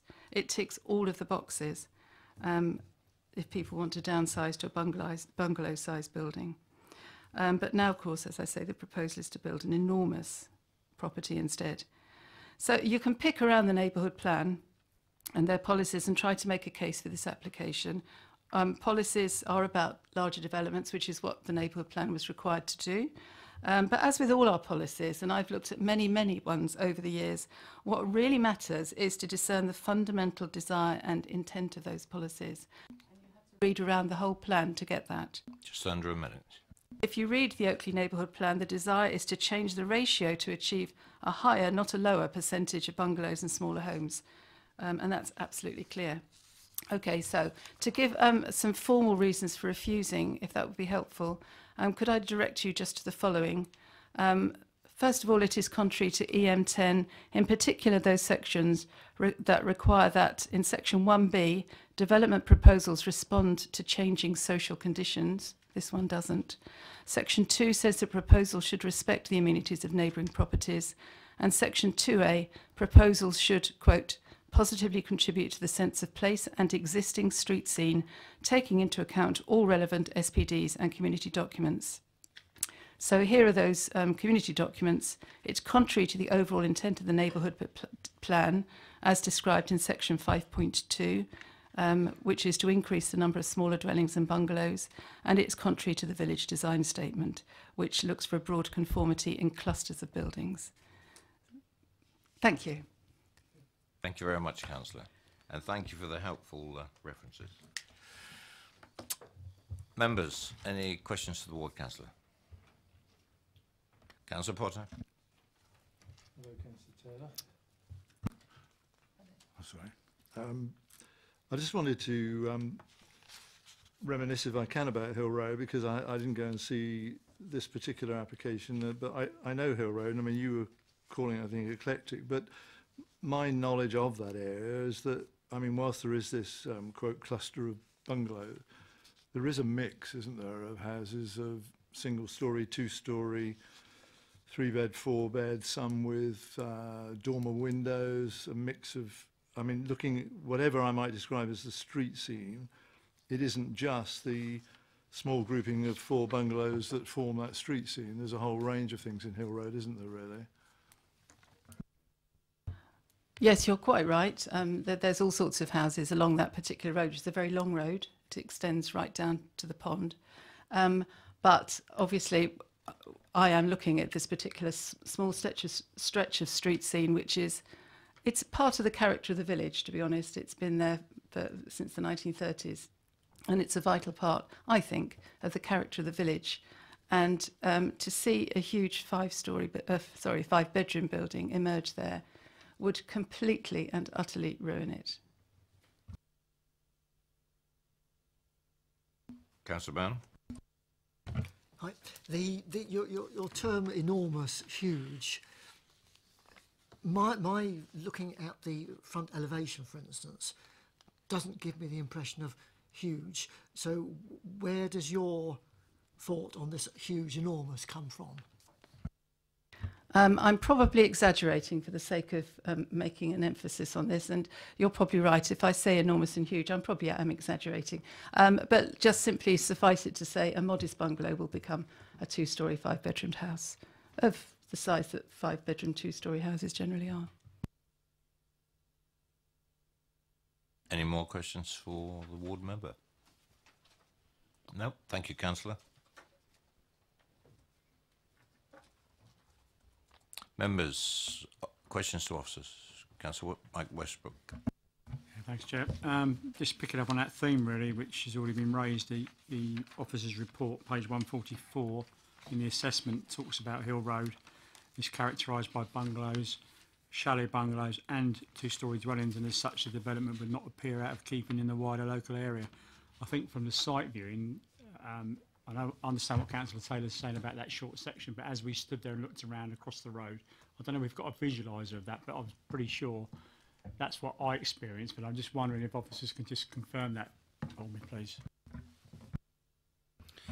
I think that's the basis upon which the judgment of character, which this report is based on, was based on an evaluation of kind of both sides of the road, looking up and down, east-west, if you like, or rather left-right, because I'm not sure where the composite orientations are off pat. But it would have been a wider, perhaps, appreciation of the character of the area, taking into account, you know, the relatively modern 2-storey houses across the road, amongst, you know, obviously the existing bungalows and that short road to which Councillor Taylor quite rightly refers. Anyone else? Questions of officers? Councillor Potter. If the officers could help me, as I've admitted, I didn't go and look at this in particular, really, and obviously I know some of the objections obviously relate to the impact of this dwelling and overlooking other properties, adjacent properties, whereas obviously the officer reason for approval is that the proposed development would not result in any undue loss of privacy or cause undue overlooking, overshadowing or overbearing impact. I just wanted to be clear, if I could, sorry, forgive me, I've only got the plans that I'm working on really, but in terms of the proximity to the adjacent dwellings, in terms of the windows that would form part of the dwelling that's being proposed here, are the officers confident that isn't going to give rise to this loss of privacy and overlooking, and if so, why, and what type of fenestration are we going to be talking about in regard to the proposed dwelling, so that reduces the impact on those adjacent dwellings? Could you just help me with that? Is that okay? Of course it is, Councillor Potter, if I can.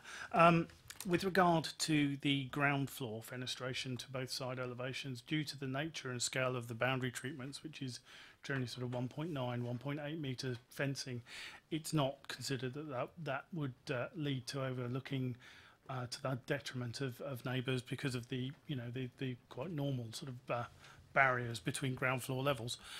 At first floor level to the eastern elevation, a condition is proposed to require those bathroom windows to be obscure glazed to prevent overlooking to the neighbour on that side. To the western elevation, one of the windows is a bathroom, the other serves bedroom 5.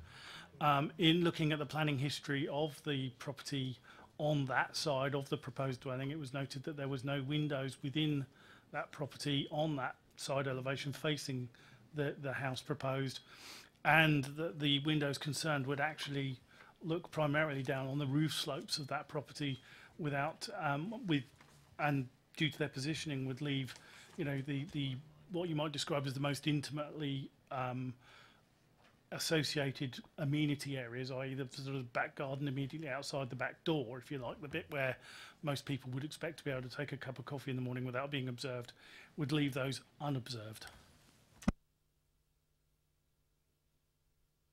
Any more questions to officers? Councillor George. Thank you, Chair. I've got a note here, and could I just basically clarify the position with regard to the location of this new house and the old one, and particularly in terms of the position relating to site line, building lines on adjacent properties. It's just looking at the east side elevation, you can see On that's page 151, you can see what I assume is the existing structure shown in dotted lines on there. And that sort of, you've got a bit of extra sticking out the front. But if you look on the west side elevation, page 150, it sort of goes right to the front. And I remember looking at the plans, there was some, when we were on the site visit, and there's some, things don't quite fit really in terms of the sight lines. Can we clarify about where it sits in relation to other buildings, basically, please? Yes, the only additional projection beyond the front elevation of the existing house is the porch, which you're quite right is shown on the eastern side elevation on 151, but for some reason is omitted on the western side elevation at 150. The frontage of the proposed house, as can be shown on that plan there, matches exactly that of the existing dwelling, but obviously it will be taller.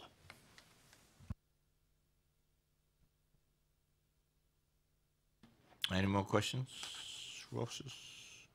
Nope. Into debate. I'd like to kick that off.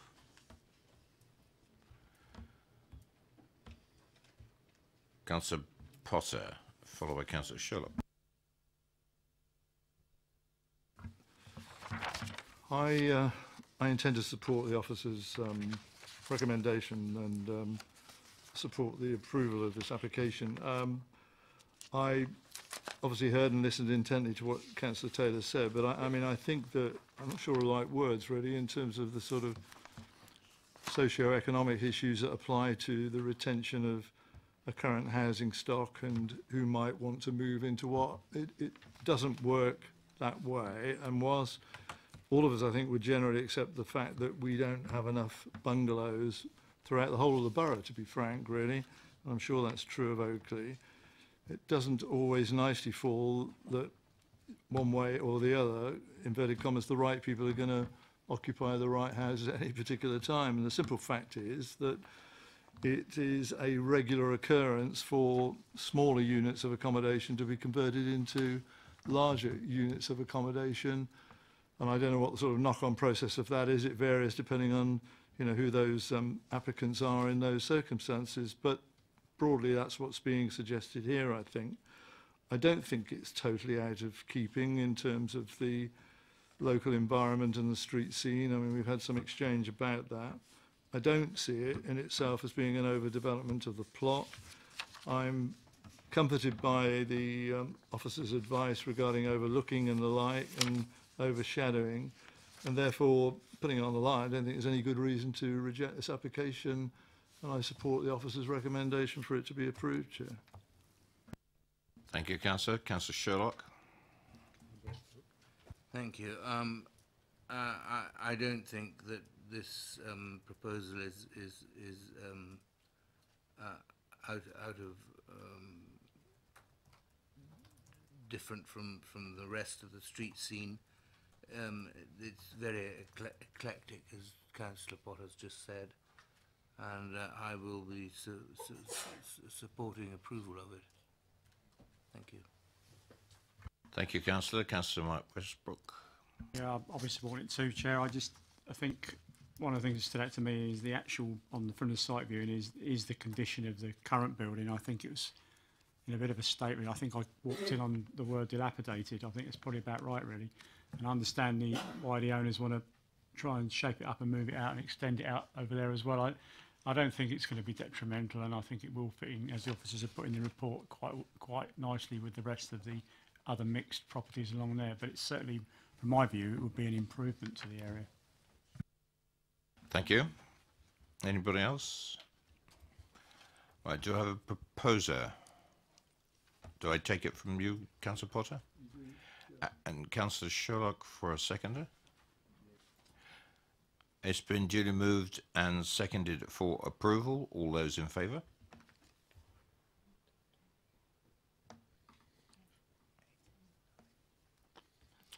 All those against?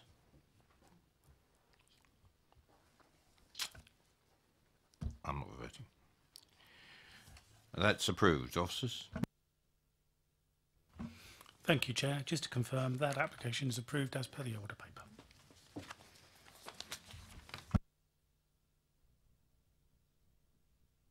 Thank you. And move on to item number 7. And could I ask Mr. Bushell and Mr. Turner to come forward, please?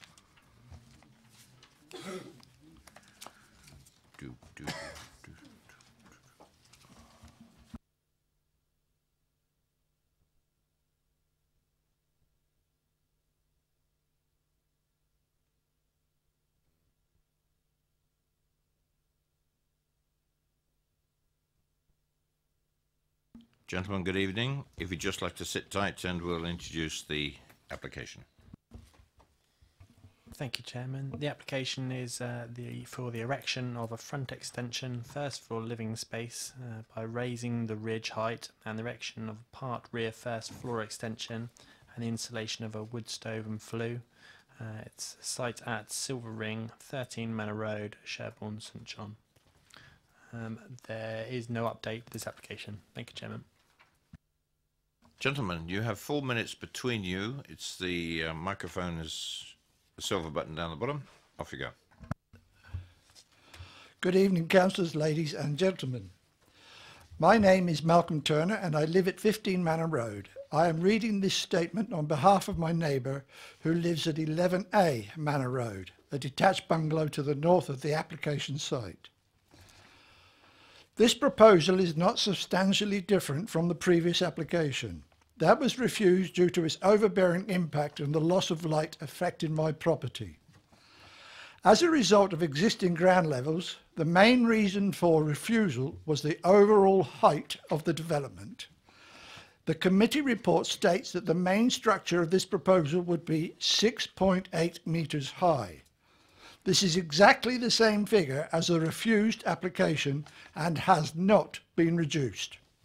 It is therefore clear that this proposal does not take into account the reason for refusal of the earlier scheme. According to the committee report, the height of the rear extension would be 6.5 metres. Compared to the previous proposal, this is an increase of 0.2 metres. Although the width of the element has been reduced, any improvement has been offset by the increase in height. Again, this goes against the reason for giving refusal of the earlier scheme.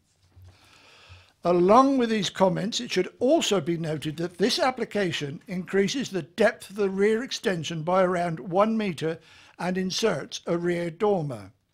These additions would further increase the overbearing nature of the proposal and affect the levels of light reaching my property.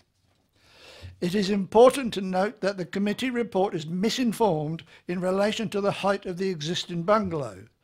Although it determines the figure as being 6.6 metres, earlier applications have shown the measurement to be 6.2 metres. When taking this into account, the height of the proposed development would be raised by 0.6 metres and not the 2.2 metres suggested in the report. With regard to the 25-degree line, this drawing clearly shows that the existing bungalow breaks this line and that my property is already affected by inadequate levels of daylight and outlook. When the proposed development is viewed from the side elevation, virtually all of the gables and dormers sit above this line.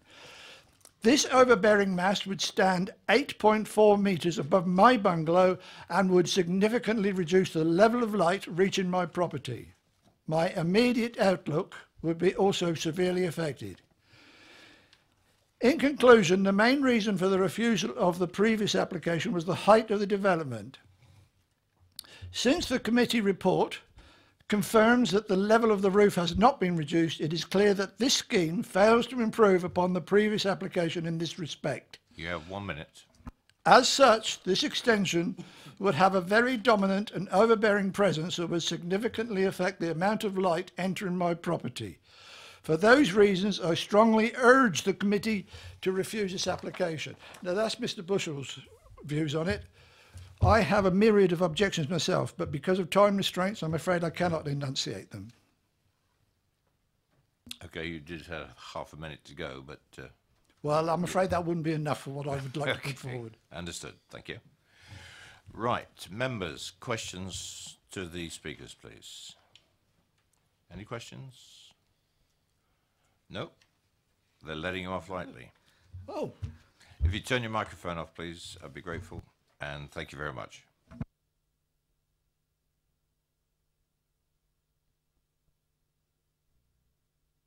Mr. Cottrell, please.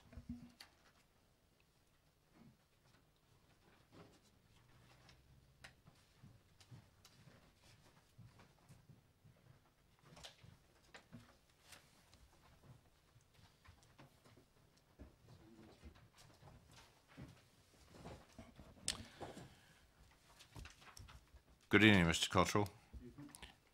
You have 4 minutes between you, however you want to mix a match. And microphones, you know where it is. Good evening, Chair. So this application has been brought before you all tonight with the officers losing delegated powers due to the number of objections. At the previous DC meeting in March, a number of members were concerned about the bulk and the mass of the previous design, which were most of the concerns were around the occupants of number 11A. Those comments have been taken on board, and this scheme has been reduced to lessen the impact on that neighbour.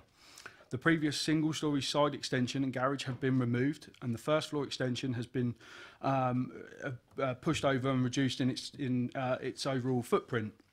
The start of that roof line has been moved over by 2.7 metres from the gable closest to the neighbour at 11A. The distance to that roof is now some 7.3 metres away, and the roof pitches away from that neighbour to further reduce that impact. It is acknowledged that on that side at the back there is a first floor dormer window, but as I'm sure you're all aware, permitted development would allow for that dormer to be installed. It's also worth pointing out that the main roof line that pitches front to back is not being increased towards the rear. What that means is that the main bulk and the increase, of the main build-up from the hip to a gable end, which again is permitted development, and the increase in that ridge height, which is actually only 8 inches, actually in terms of the overall bulk and shadow is towards the front half of the neighbour's main roof, and their dwelling. Members are asked to have a look at pages 165 and 166 of the report, which does show the main roof line and the rear first floor extension not passing through the 25-degree rights to light line. That's been shown to try and demonstrate that the first floor extension doesn't have any impact or any effect on the lights to the neighbour at number 11A. Furthermore to that, obviously his windows are obscure glass, and they are either non-habitable rooms or they are a second window to a habitable room, with the main window being to the rear of the property. The Sherman St John Village Design Statement obviously makes the statement, which we've heard before, about Manor Road being a lot of bungalows that are in that area that have already been converted, with the loft space being used for giving accommodation and the introductions of roof lights and dormers. This is obviously what's being proposed here tonight.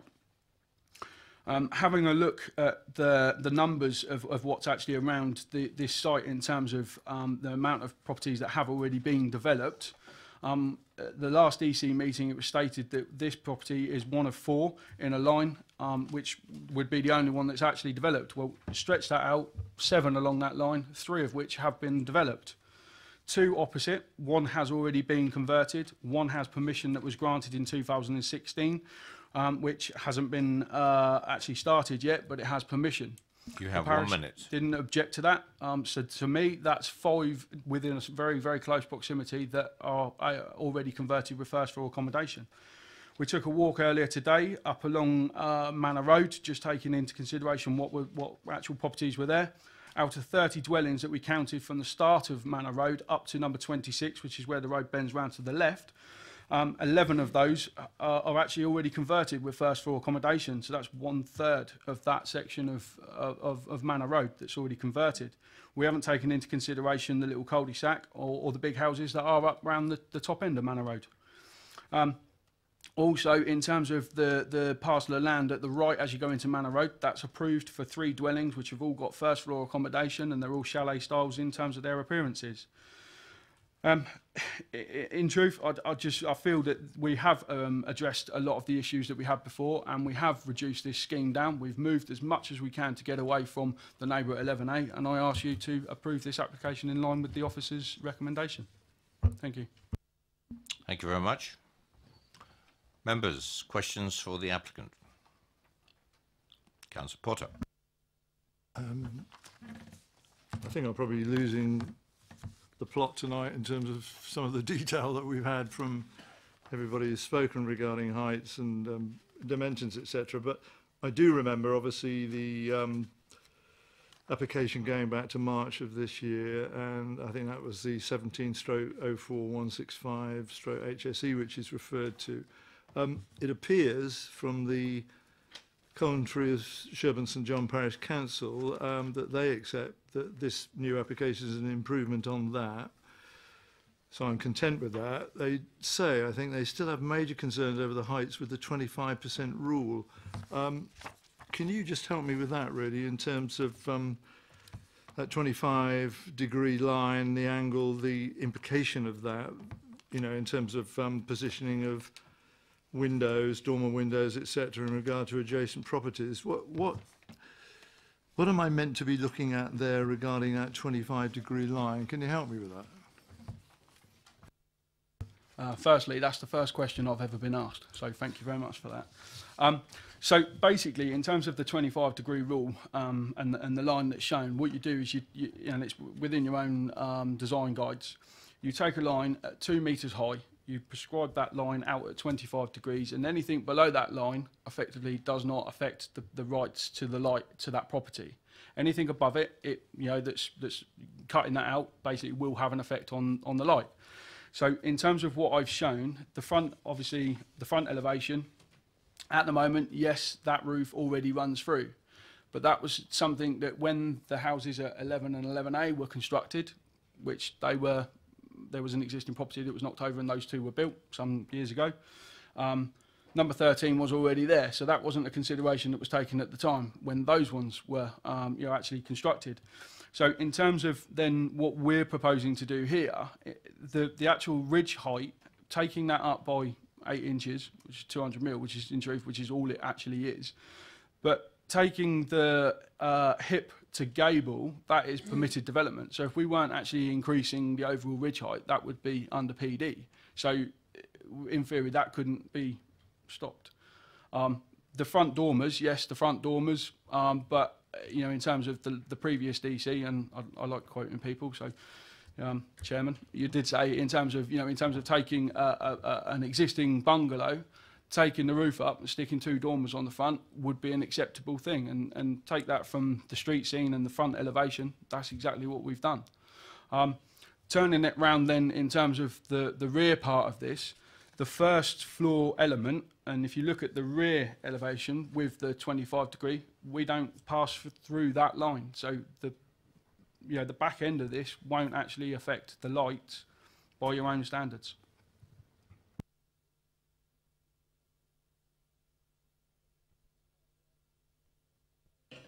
I just want to pretend I understand anyway, but in all seriousness, I mean, clearly the changes you described originally, moving away from the 25% rule, in terms of the reduction that you've made regarding the mass of the extension you're proposing, are significant relative to the one that we rejected back in March. That's right, is it? Yeah, so I'll try and keep it simple.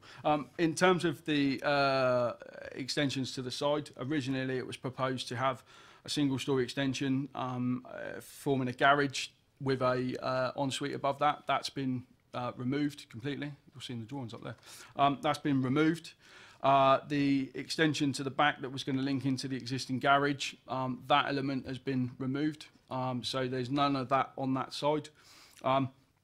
In terms of the actual first floor element, again, that was originally going to be the full width of the property, but as I said, we've moved that gable to the, as you're seeing it there on the rear elevation, that's been moved over by 2.7 metres, which takes that whole pitched roof further away from the neighbour and under the 25-degree line.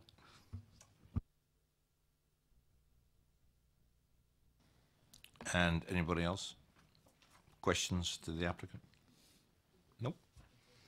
Thank you very much. At least we've got a sensible answer. Councillor Robinson, Tristan Robinson.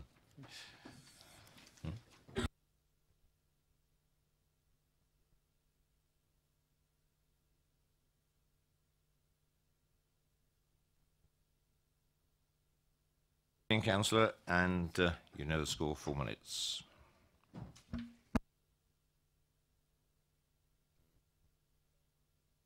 Thank you, David. Thank you very much, Chairman, and thank you, members, for considering the application before you this evening, which is here due to the number of objections, which stands at 8, I believe, and the Parish Council. As we've heard before, this is a repeat application in the sense that this site has been previously considered back in March. The real issue here is the difference in levels, and I think what we heard from the applicant is fair in that this is a better application than the one that was being considered. But in relation to the other properties on Manor Road which have been extended, the real issue here is the difference in levels. Manor Road is on a hill, and the impact of an extension on this site on the neighbouring property is quite large. The reasons for refusal last time was the overall height, which is unchanged in this application, and it says that in the report. The width, which has been reduced on the rear element, but the height on the rear element has been increased by 0.2 metres. The depth of the rear has increased by 1 metre and a dormer added, actually increasing the overbearing and loss of light. I note from the officer report on page 159, the 25-degree rule on daylight would actually be impinged as a result of this development. I think the diagram on page 166 is actually quite helpful. And on that, you can see that this is a better application in that sense, but that this design does break into quite substantially that 25-degree rule. In the report, it says that this does heavily affect the north side elevation of the neighbouring property, but says that these rooms, a kitchen and a bedroom, so these are well-used habitable rooms, have secondary windows. I'm not entirely sure that it's good enough to say that residents should only be allowed daylight out of 50% of their windows, and secondary windows at that. I think for those reasons, whilst this is a better application, it is unchanged fundamentally on the building height, which was the main reason for refusal last time, and so I'd ask that this be refused. Thank you. Thank you very much. And questions to the ward councillor? Nope. Thanks very much. Members, questions to officers. Councillor Nick Robinson. Thank you, Chair. Page 154, two neighbours noted the Prescription Act of 1832, which I've never heard of, surprise, surprise, which covers access and use of light for a period of 20 years without interruption. Can you explain that to me? And most importantly, when did the 20 years start?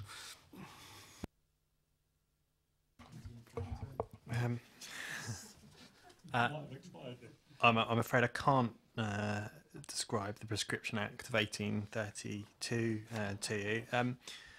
I mean, as the officer report says at page 161, it's a separate consideration. Our consideration is very much what's set out in the local plan against our policies in terms of whether there's an impact on neighbouring amenity by virtue of a loss of daylight or sunlight, or whether there's an overbearing impact or perceived overbearing impact. And our policies are what set the framework for whether there is an impact on neighbouring amenity in terms of loss of light.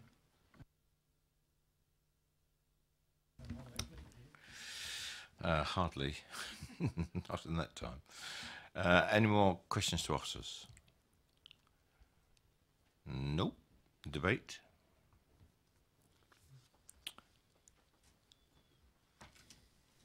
Anybody like to kick off? Councillor Potter, thank you very much. All I'm trying to do is move things forward, really. Going back, I mean, I have to say, historically, I was inclined to support the application even dating back to March of 18. I remember the discussion then, not much removed from what we've got now. As far as I'm concerned, I mean, I think the applicant has gone away and sought to make the changes where she could in this regard. And there are some adjustments here that I think are significant, and clearly our planning officer, I think, believes the same. And I think I've probably said this before, really, but in terms of these sort of adaptations, conversions of dwellings, you know, within the sort of original setting, once you start to develop them and expand them into a unit of accommodation more suited to 2018, inevitably, it is going to have the sort of impact we're talking about. That's the fact of it, where people make better use of the dwelling that exists within the plot that exists. And on that basis, I support the officer's recommendation, Chair. And yeah, just that really. I mean, I know nothing about the 1832 Act either, really. And most of that, I guess, was absorbed into modern building regulations and Town and Country Planning Act anyway, really. But I think it is satisfied, really, in the way that we've asked the applicant to do, and the officer supports that view as well, so I support the recommendation for approval. Thank you. Councillor Bound. Thank you, Chair. I tend to agree with Councillor Potter. I do remember particularly the site visit that we took to that property back in March, whenever it was. And so looking up from, I think maybe the kitchen, was it, on the number 11 that we went to visit, there was a great big fence there and a hedge, and so looking up, I don't believe that you would actually see a great deal of the proposal. And also, because of that hedge and fencing that was already there, light was already restricted. So I don't think this proposal is going to have a particularly detrimental effect on this. So I'm sorry, I don't have any difficulty with the proposal, and I will go along with Councillor Potter's recommendation. If he's proposed it, then I would second it. Thank you. Councillor Mike Westbrook. You got to... No, it's all been said, Chair, and I was going to do that, but... Okay, thanks. Anybody else for debate? I'll just make a comment because it was interesting to be quoted. Yes, I tend to agree with you. The applicant's gone some way to address some of the issues that we identified. Also, they've worked with the officers. The officers are quite satisfied with that. And I will now go with nobody else saying anything, that it's been proposed and seconded for approval. All those in favour of approval?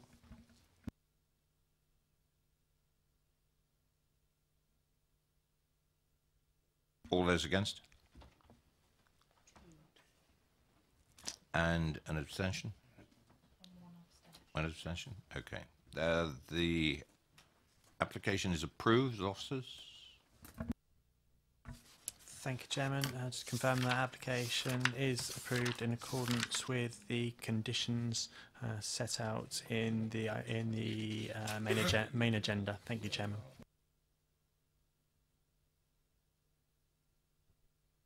Right, move on to item number 8.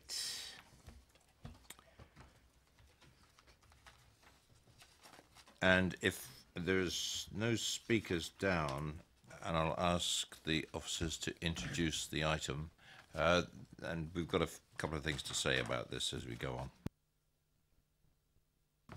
Thank you, Chair. This is application number 14, Portacre Rise in Basingstoke.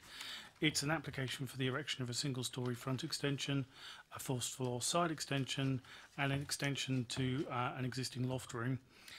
The application is before committee with a recommendation for approval, and is here because the applicant is an employee of the council. There's no update to give you, I'm afraid. Right. Councillor Mike Westbrook, you're the ward member. I'll give you a chance to speak, and then I'll make a couple of comments of my own. Yeah, thank you, Chair. Now, I've looked at the report, so I noticed there's one public observation of one objection, but as a ward councillor's point of view, I've got absolutely no issue with this at all, and I support the recommendation. Thank you. Now, under normal circumstances, if there wasn't any objections, I just move this from the chair. However, there is an objection. I give the committee any opportunity to have a look at that objection, comment if they want to, ask officers any questions about the objection. And I'll give you a minute or two to mull that over before I move this from the chair.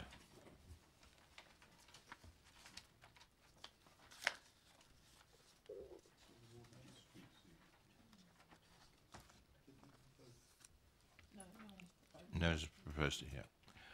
I've got no observations. I am going to move this application for approval from the chair. Do I have a seconder? I have a seconder, Councillor Mike Westbrook. All those in favour?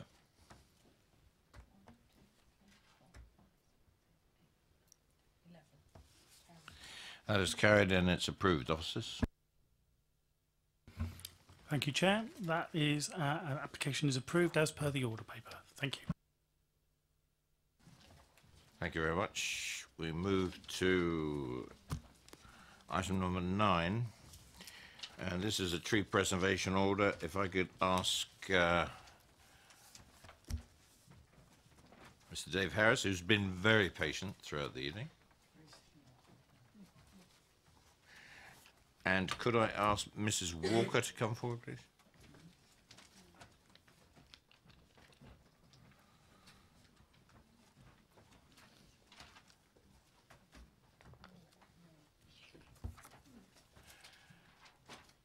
Good evening, Mrs. Walker. If I could just ask you to sit down while we present the application. And when ready, don't rush yourself. No, sir, I'm serious. Present the application. Thank you, Chair. This tree preservation order, BDB 0644A, One Forge Cottage, Preston Candover, is brought before the committee as there are 2 outstanding objections to the tree preservation order. The committee may wish to make the TPO permanent and prevent the removal of the yew tree, or the committee may wish not to make the preservation order permanent, which would enable the tree owner to remove the yew tree. The viewing panel have had the opportunity to visit the site and view the yew tree. The tree owner has submitted a further series of documents quite recently that have not been included in the update, but I as a tree officer have had a chance to review this new information, and the only additional detail it seems to bring to the case is another 2 quotations from tree surgery companies to remove the yew tree. So I'm quite content that we have all of the information before us that we need. I think that's about it, Chair. Thank you. Thank you very much. Mrs. Walker, you have 4 minutes to address the committee, and your button is that silver one. Yep, and off you go. Right, this is quite daunting, and given the professional delivery of the previous speakers, please bear with me. The tree, given the fact that the councillor mentioned the other 2 quotes, those 3 quotes were mentioned in 2017 when I made the first application. The tree, as you can see in the picture, is huge and is, especially in comparison to the cottage and the garden. I've submitted a full set of photographs when the original application showing how the shade covers the garden, and particularly in the summer when the sun is high, it covers a great deal of the garden. It's very close to the house and at certain points limits the light in the lounge and the bedroom above.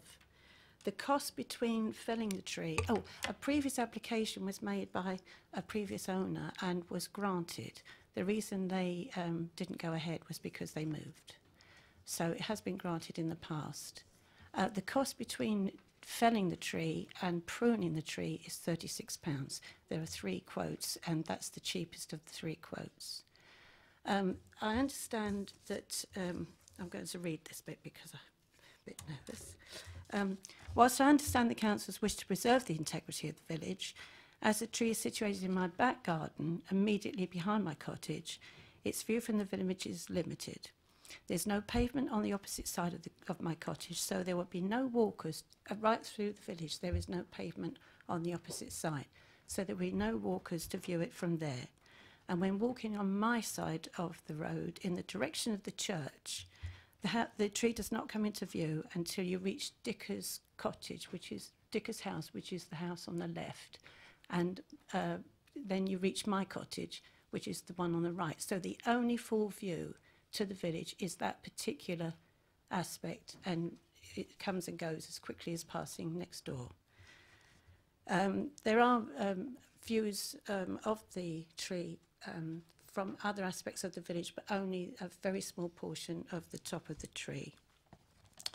The cost is considerable to keep it pruned. As suggested by the council, a heightened spread after reduction of a third of the tree would still be considerable and have the same spread and impact on the house and garden, and they would do nothing to alleviate the problems as in my original application.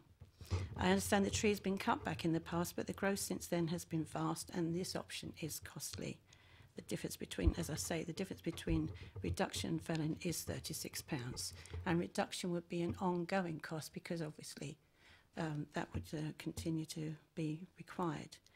I intend to stay in this house, hopefully, for the rest of my life. I have a vested interest in the village, and my main, I can't say the word argument, is that I feel the impact on the village is not that great, considering there is only one spot where the whole tree can be seen.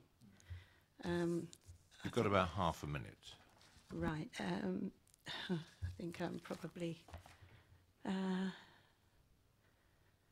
think I've probably... there is a crack in the low retaining wall of the patio, and the council has suggested that this might be dealt with by looking at the roots. That again is another ongoing cost. I have mentioned pigeons, and I'm sure that the council couldn't care less about pigeons, but it is a considerable mess and disruption to the whole garden. The lawn underneath the tree is, there is no lawn there. As I say, I think I haven't probably been terribly professional in putting my points across, and hopefully the notes that I've provided will give a better insight into the problems. Thank you very much. Yes, I can imagine it's fairly daunting first time you sit before the committee. We try and be gentle, though. Thank you. Thank you for that. Could you put your microphone off, please, Mr. Walker? There we go. Because it mutes out the ones for the councillors. Councillors, Councillor Mike Westbrook has got some questions for you. Yeah, don't worry too much. I'll try not to be too awkward. Couple of questions really. I mean, you mentioned about the wall, but I think on the site visit you said you weren't too worried about that small crack. Yeah.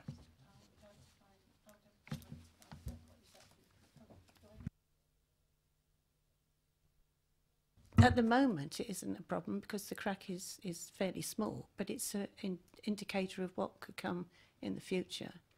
And I think the council mentioned something about the roots, which again it means that I've got to get somebody in to investigate, and that's an ongoing cost. And can I just suggest, one of the pictures, there's a view from the pub behind, looking at my cottage.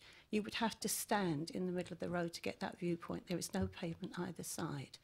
And you can only see the dome of my tree. The other tree on the right is not on my property. The one to the right and above it is not on my property.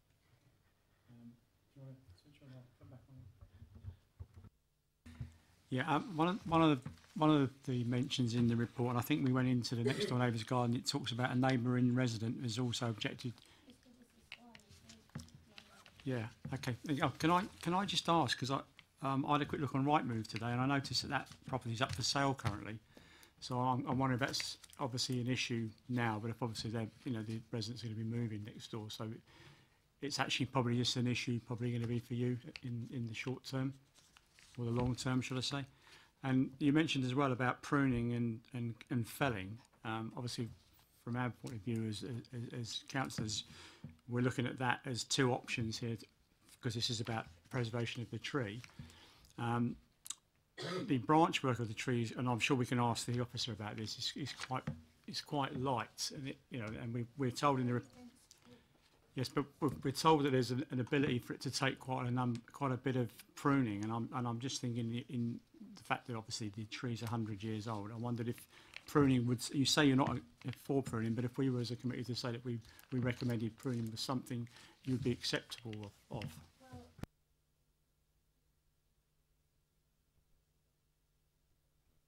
Sorry.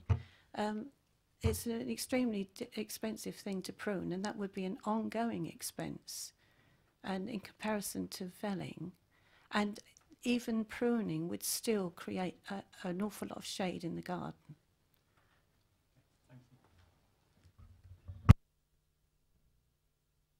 Councillor George. Thank you. Yes, just a quick question, if I may ask.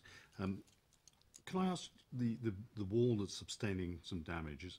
Do you know when that was built? Was that built recently or a little while ago? My neighbours live there all the time, but I don't know. Can I ask them if they know? I don't know. Yeah, that's fine. And is there any damage to any other parts of the house at all that you've noticed? At all? Nothing at all. So it's just that. There's things like moss on the roof. Again, it's added expense. Thank you very much. Thank you. I think Can we get microphones working properly, please, folks? Thank you. I appreciate your comments about it being a 100-year-old tree. I love the village. I do have a vested interest in the village, but I think because it's in my back garden, the view from the village is very, very limited. If it was in the front garden, then, you know, I could perhaps see your point of view. Fine. Thank you very much. Any more questions for the speaker? Yes, Councillor Potter. To confirm the point, you presumably moved into the property sometime after 1999, did you? Is that okay? No more questions? In 1999, that was a previous owner that made that application, and then they decided to move, so they didn't go ahead with the felling.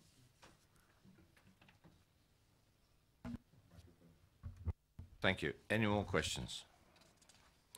Thank you very much, Mr. Walker. Members, question to officers. Councillor Mike Westbrook. Yeah, I'd like to ask Dave about the pruning side of this, because obviously it is quite large, and I'm interested in the actual framework of the tree, because we looked up inside the tree and it was a lot of branches, smaller branches, which looked like they could take quite a lot of pruning. But obviously, you know, you're the expert on that, and also in relation to the wall, possible maybe root pruning if necessary to stop that spread. I wonder if you could sort of give us your advice on that, as you know, because obviously and the value of the tree in where it is really, because obviously it's 100 years old, and what the life expectancy is of the tree.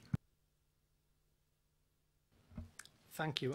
I'll try very hard. The pruning, the yew tree itself is in remarkably good condition, and which means it would tolerate quite a high degree of pruning. It could be almost made half the size it is now, and it would be then allowed to regrow over perhaps the next 7, 8, 10 years, fluff back out again, and then be pruned again.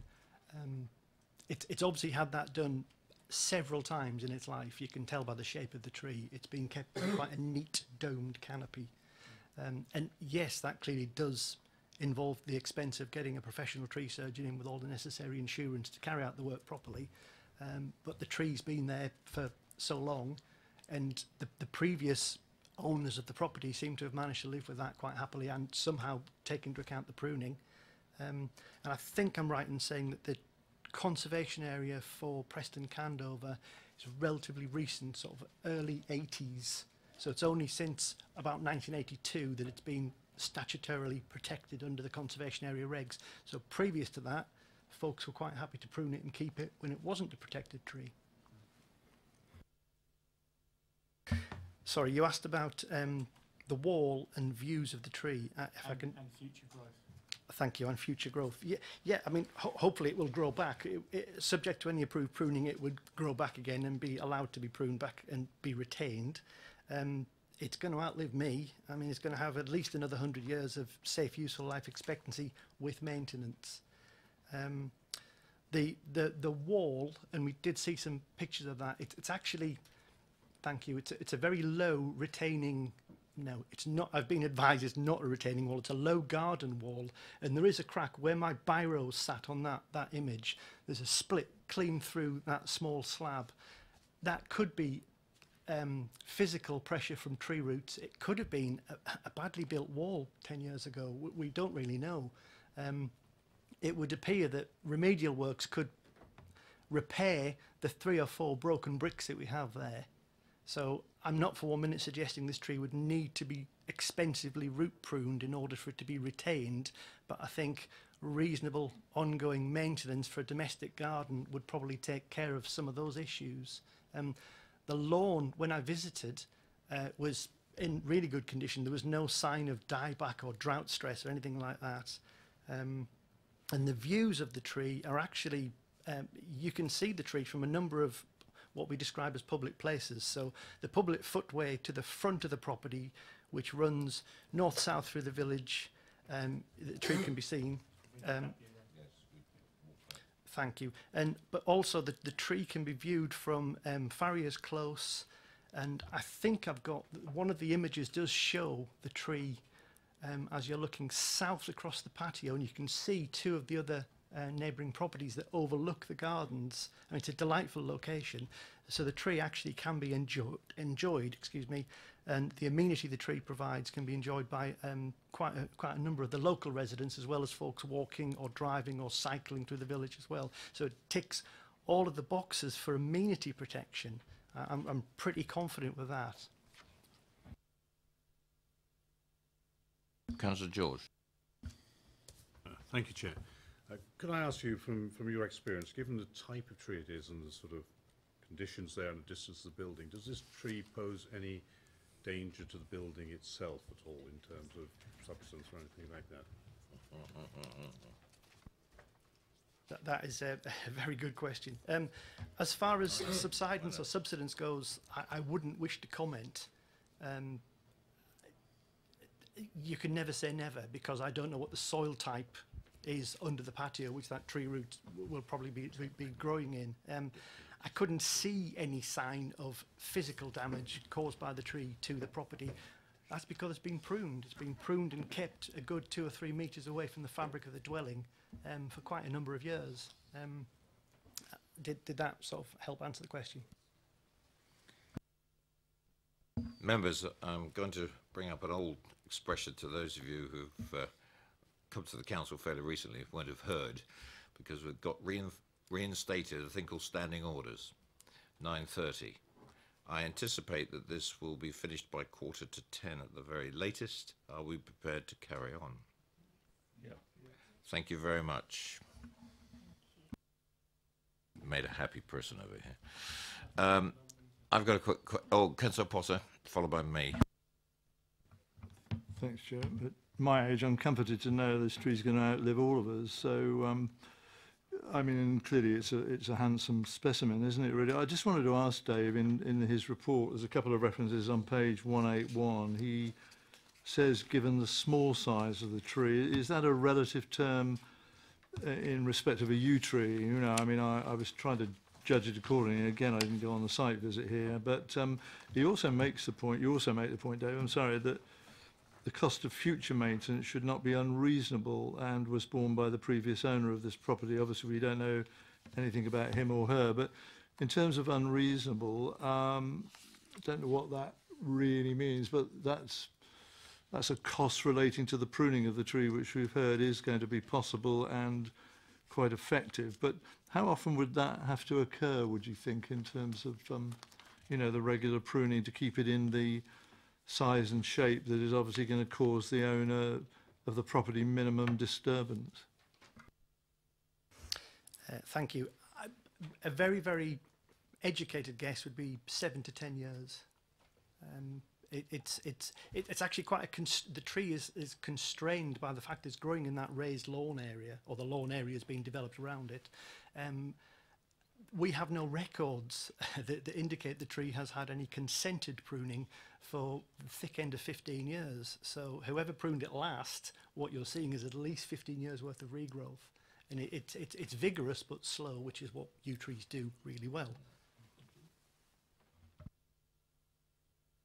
You've in fact answered the question I was going to ask myself. Because the recommendation before us tonight is a tree preservation order. It's nothing to do with pruning, but it's good to have a very good understanding of the tree and the kind of pruning regime that comes into it. Any more questions to officers? Debate? Councillor Sherlock. Thank you, Chair. I think that my sympathies are with the Mrs. Walker on this. I think that tree is causing damp to our roof and our house. I think that there is very restricted amenity value to it to the rest of the community.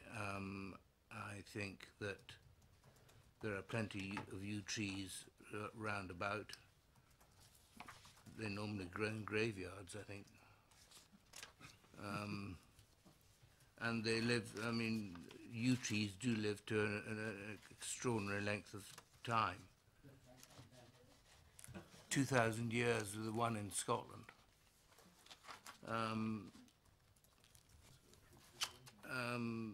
And I think pruning is all very well, but it is expensive. They are slow growers, granted, but it still prevents light and sunshine and getting into the house and the garden. And I would personally be for cutting it down. Thank you. Thank you, Councillor Rawlinson. Thank you, Chair. I think it's very, very easy for everybody to walk past a tree that's in somebody's garden and say, oh, what a beautiful tree. And people get a lot of pleasure out of seeing it, but I think we all underestimate the misery that causes for somebody who's having to live with it in very, very close proximity to their house. And it completely dominates the garden. You can see that from the pictures. Particularly the picture and the effect on the house, which Councillor Sherlock's already referred to. The picture on page 186 shows how much shadow there is over the living room windows. It's an old cottage. The windows are very small anyway. Getting natural light into an old cottage is a big issue because the windows are nowhere near as big as the ones in the modern house. And that photo was quite clearly, I think it's even dated, it was clearly taken in the summer, yeah, 17th of July. That effect on the house that it's having there is going to be doubled at this time of year. If you look at if we tried to take the same photo on a clear blue sky day at this time of year, that's going to be shadowing all the bedroom windows. It has a massive effect on the house and the amount of light coming into it. And I support Councillor Sherlock's opinion that, sadly, sorry for the local residents who pass by and go, oh, look, what a nice tree. I think it does have a massive effect on the occupant's life, and I think it does need to go. Councillor Goodison. You were on the list. Thank you, Chair. I think it's a fantastic tree. I'm very impressed with the information that's been given to us by the tree officer, and I would certainly be voting to preserve the TPO. And if I'm allowed to do so, I'd like to propose that. Thank you. So noted, Councillor Goodison. Thank you. Councillor Potter.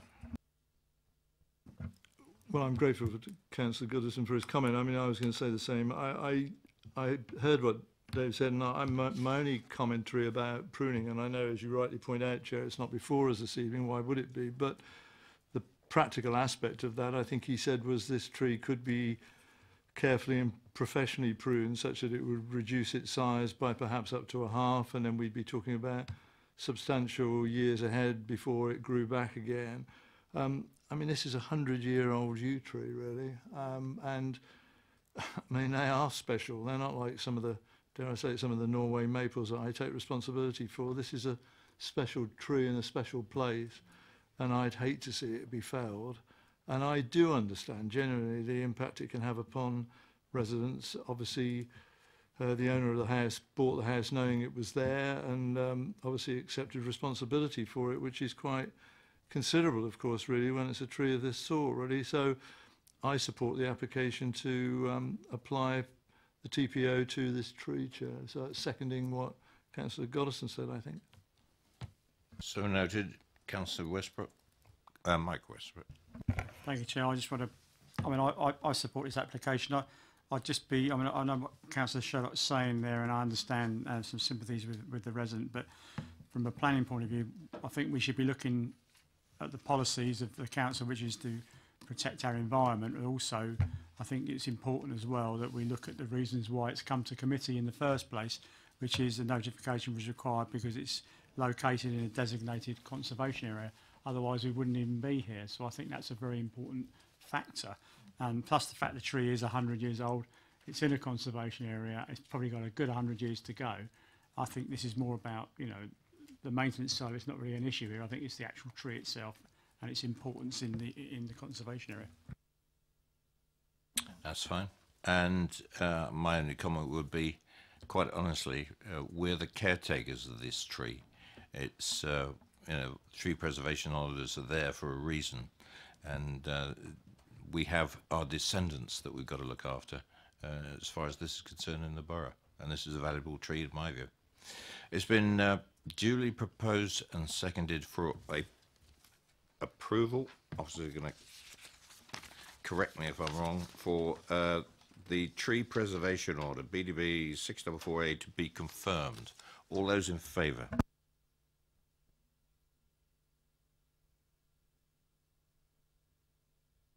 All those against? 1, 2. Thank you very much. That is confirmed. Officers? Thank you, Chair. So it's to be confirmed that the Tree Preservation Order BDB 0644A is confirmed unamended and the tree will remain protected. Thank you. Thank you very much. Thank you very much for your patience, members, and we were 10 minutes over the duly noted time. And good night. I will see you at the next DC. Nick will be doing the viewing panel. See you then.